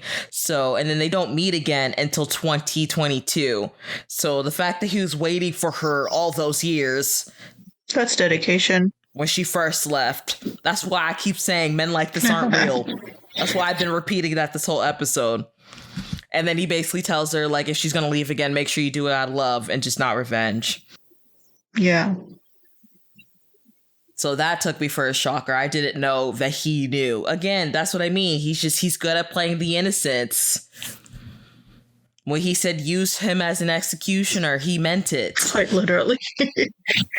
Quite literally. So then we find out that no wonder this man is always angry, because Jae-jun not only suffers from color blindness, he suffers from glaucoma, which actually can cause like vision loss and blindness. And that's why he's actually taking those eye drops every day. It's not just for the color blindness, it's for the glaucoma. So Dong-un basically convinces Hae-jung to get, you know, her own revenge. So when she goes and gets her stuff from his place, she gives him something to put in his eye drops to like mess with his eyes and basically cause him to go blind even further. And then the detective obviously gets what's coming for him, and his lackeys end up killing him. And then Dong-un sends Yojin a video of the clothing store and the bottle that she used to kill Myung-go with. Like, she's there, and so she runs there and she shows up. She's too late because the police are already there with their blue lights and spots, and they see all the blood, and of course she's gonna run in there. So it's like, oh, we got the perpetrator, arrest her. And she's arrested right then and there on the spot. And I thought this was embarrassing because Jae-jun shows up to Yesil's soccer and starts screaming at a little girl that he's her father. Like, come and like I can take you to a better place. And then one of the mothers, once he's done, he's like, that's someone completely different. Yesil like was transferred to another school. He's like, why did you guys stop me? It's like, because we wanted to watch you embarrass yourself, sir. You can't even recognize your own daughter yet. You're so obsessed with trying to have her. He's already starting to go blind because of the drops he took. That's why. I didn't put that connection, but that makes a lot more sense. Yeah. So basically, after Yojin is arrested, the detective, the actual competent detective, is interviewing Dong-un again, and then reveals everything. He realizes that like all of this she basically set up, and like I thought it was interesting that he basically apologized. He apologized to her for being 18 years late for doing anything. I was like, oh wow, that's shocking. It's nice though, but it's shocking. And then Do-young, which is Yojin's husband, visits Yojin in the prison. I'm pretty sure to sign the divorce papers once and for all. And then he tells him that him and Yesil are moving to the United Kingdom.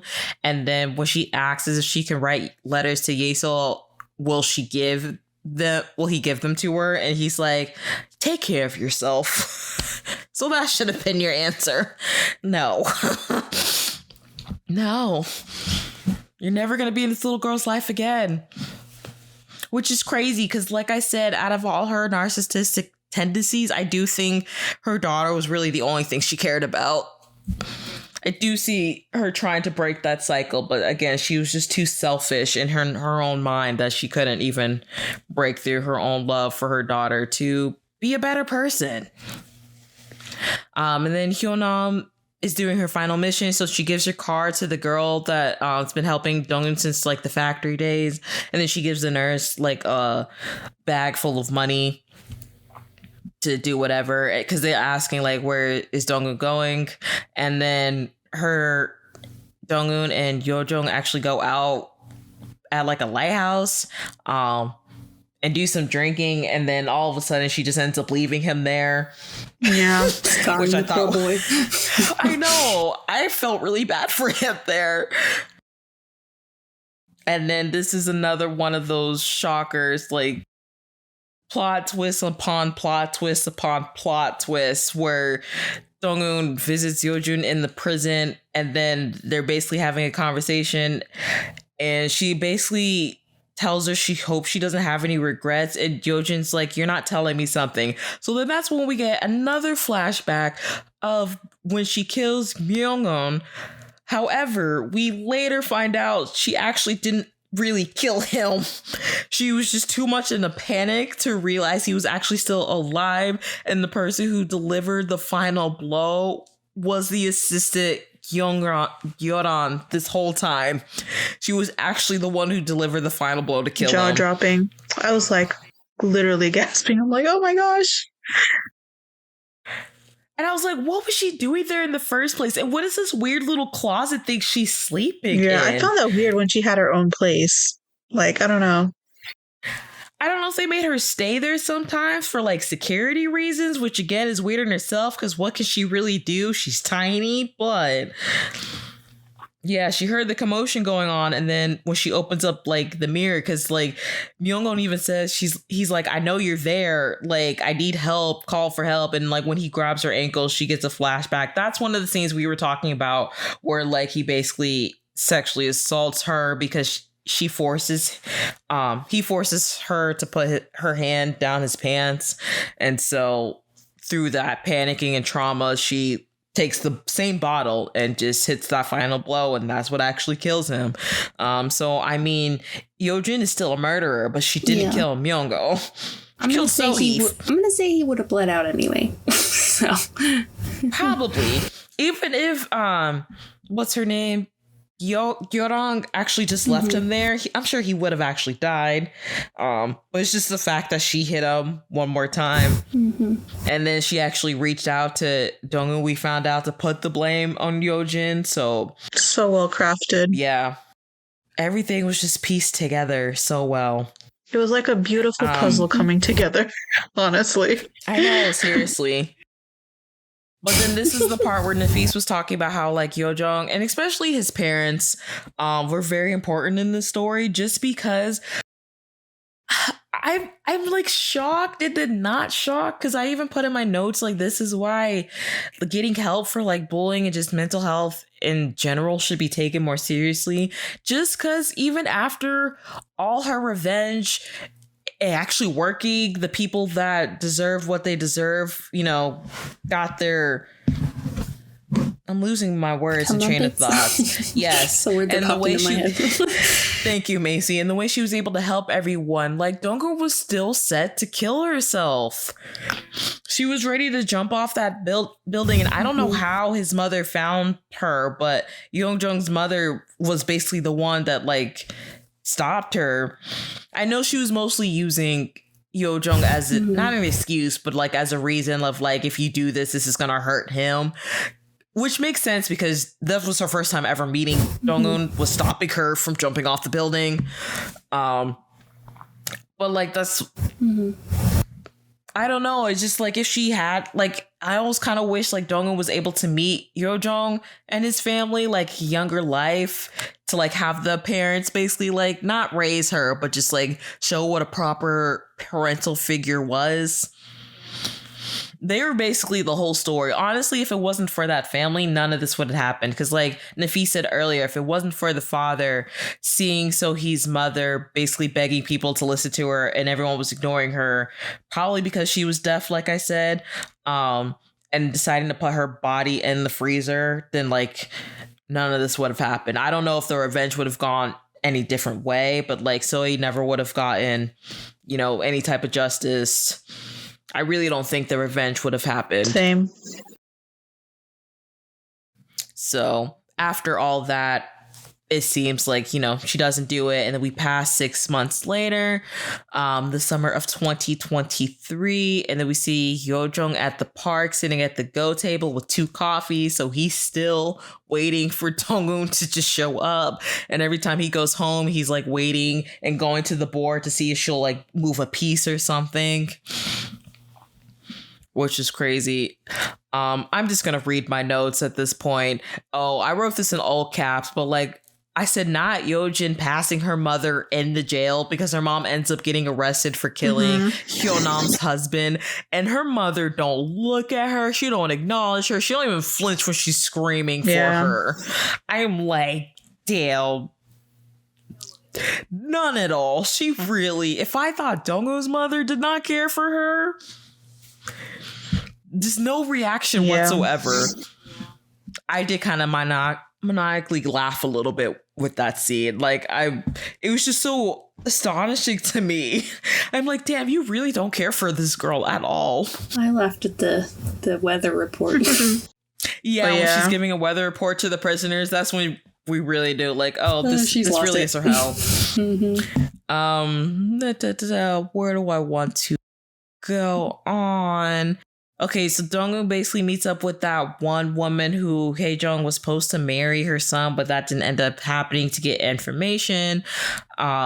Basically on the criminal that Yojong is trying to get revenge on for killing his father. And then after that, she goes back to him.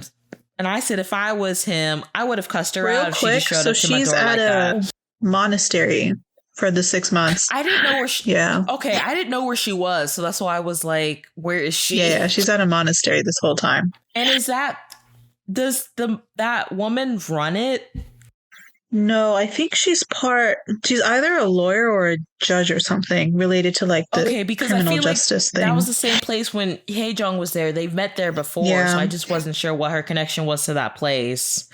But yeah, I would have cussed Dong-un out if she just showed up like that with no explanation. And then hug and kiss her and all the lovey-dovey stuff they did. So I'm glad they got their somewhat happy ending. I'm surprised he keeps taking her back after she keeps leaving so many times. But again, I understand. But then another part that also got me, we found out what the landlady really meant when Dong-un, when she says Dong-un saved her life. So like back at that river scene, I think this is the first attempt Dong-un tries to kill herself, where she's walking to the Han River. She ends up looking to her side, and it was the landlady trying to do the same thing. Now, I don't know if she was doing that because she saw Dong-un doing that, or because her son was killed, like I said earlier, in a car crash. But yeah, so like Dong-un actually stopped herself to save the landlady. And then they get into the whole thing, because I know they bring up like the flowers and the rhetoric, and then Dong-un remembers that. So she's like, oh, that's why. So I thought that was sweet. Like all along, it was really the landlady that was her first cheerleader. Yeah. And that's when she like also realizes like she did have good people along in her life. Yeah. Yeah. Or else honestly, life would have been so impossible for her, considering every adult she's met really has been such a pain in the butt. Honestly, technically it was the nurse, but I would say the landlady was a good second. So So then I guess she ends up going back to school again, maybe to do and help Yeonjung with his revenge. And I thought it was, I don't know if she'll get more, but then I don't know if you guys noticed, she ended up getting like a tattoo of one of the flowers that the lady grows on her arm over one of the burn marks. So she is in the process of healing. I'm pretty sure that's what it's supposed to symbolize. I didn't mention this earlier, but like when Jae-joon was driving somewhere and he uses those drops, and then that's the final thing where like it really makes him go blind. If I ever go to Korea, I'm terrified of those trucks. I feel like I watch too many dramas where people get hit by those trucks. And I'm already terrified of semi-trucks here in the States. Running through red lights. Like, I know he stopped at a weird spot, but like, that does happen a lot. And then I don't know how he ended up at this construction site, but he's like down bad. He ends up surviving that, but like he just cannot see. And then like he hears a bunch of stuff. He's like, who's there? And all of a sudden we see someone with a tie and a suit on push him into a vat, and he gets his, comeuppance. And then the next scene is just like of Do-young and Yesil happily going to the airport off to the UK. So and it zooms in on his tie, which is the same tie that we saw. Yes, so I think we know who killed him. So he doesn't have to worry about Yesil being taken away anymore because Jae-joon is gone. That's what I mean. That's a man right there. And then basically we ended there. Dong-eun becomes a teacher at the prison that the criminal gets transferred to because he got sentenced to death, which I didn't know they did death sentences there, but that's what they said. But he ends up getting transferred. Later on it says that he was sentenced to life. So I was confused because they said both ways. They did. Okay. I'm not sure, but either way. And then at that prison, because she's helping Yeonjung get his revenge, he ends up working there. So then we basically end the scene with them like going into the prison together. And I don't know if y'all picked it up. This kind of, to me, seemed like it was like kind of open-ended for them to make either another part or a season 2. And I'm gonna say it now, I don't want it. Yeah. This is the conversation. This is the controversial thing I was saying. I'm like, I will be happy just to imply that he got his revenge successfully. Honestly, if y'all are so hell bent on making another part, do a movie. I don't need 16 more episodes or even 8 more episodes. If you just want to do either 3 episodes or a 2-hour movie to show that he got his revenge, I'd be happy with that. Other than that, I don't need it. I would like to just imply that he got it. Yeah, I don't think that there's enough content in them torturing one man in a prison for a whole other season. Yeah, exactly. So I think it ended perfectly. Like, they're still going on. They're like, the Bonnie and Clyde of revenge, even though Bonnie and Clyde were villains. So I don't know what the equivalent of that would be. No, I agree. I don't think I can handle another season of this. Yes. And you also want to know something that I noticed, which I don't know if that's just me saying like, oh, I could tell this was written by a woman or not. Go for it. All of the men die. Do you notice that? All the men die? All the bad men die. Jae-joon dies. Youngo dies. The detective dies. All the women actually don't die. I mean, they get their revenge, but they're still alive. Oh, true. I thought that was interesting. That is true, yeah. I noticed that when I was rewatching. I'm like, none of the bad men survive. Even though what the woman did were worse. The husband got hit by a car. Hyunam's husband dies. Yeah. None of the men survive. That's crazy. Again, women are scary and we're resilient. Yeah. But I'm done. We're done. That is part 2 of The Glory. I have no voice no more. It's late. It's 3 hours. Should we give our ratings and get the hell up out of here? 9.7. Only because there's always room for improvement. Yeah, I agree with that. Honestly. I might be the odd one out. Honestly, this might be the first one. I'm going to give it a 10 out of 10. 10 across the board. I'm giving it a 10. Like 9.8 or 9. Like a 9.98 out of 10. 9.98. But I can go with that. It was okay. It was just a lot better than what I thought it was going to be. I think they wrapped up the revenge like in a sweet way. It wasn't like what we were afraid of. It was just going to be like, oh, we'll just learn to move on and forget. So I truly enjoyed it. I enjoyed this whole show. Again, this is probably going to be my new top 5 or 10 of just TV shows of all time that I truly love. So yeah, it was done good. And I hope this is more eye-opening to be more open and aware of trying to help real victims out there. Yeah. It's very well executed. Definitely good commentary on the subject. Yes. So that's it from us, guys, because we have been here forever. Yeah. So late. I'm so tired. We're old ladies. Macy needs to work, and I have no voice. I don't know if y'all can hear it, but like my voice, my throat hurts. I've been doing a lot of screaming. I literally don't have another day off till we go on our trip. Oh, seriously? Yeah, they switched my schedule around, so I was off Monday. Wait, let's let off first. Oh yeah, sorry. Okay, so can someone do the closing? I'm tired. I did the opening. Someone please close this out. I'll close it. Okay, thank you.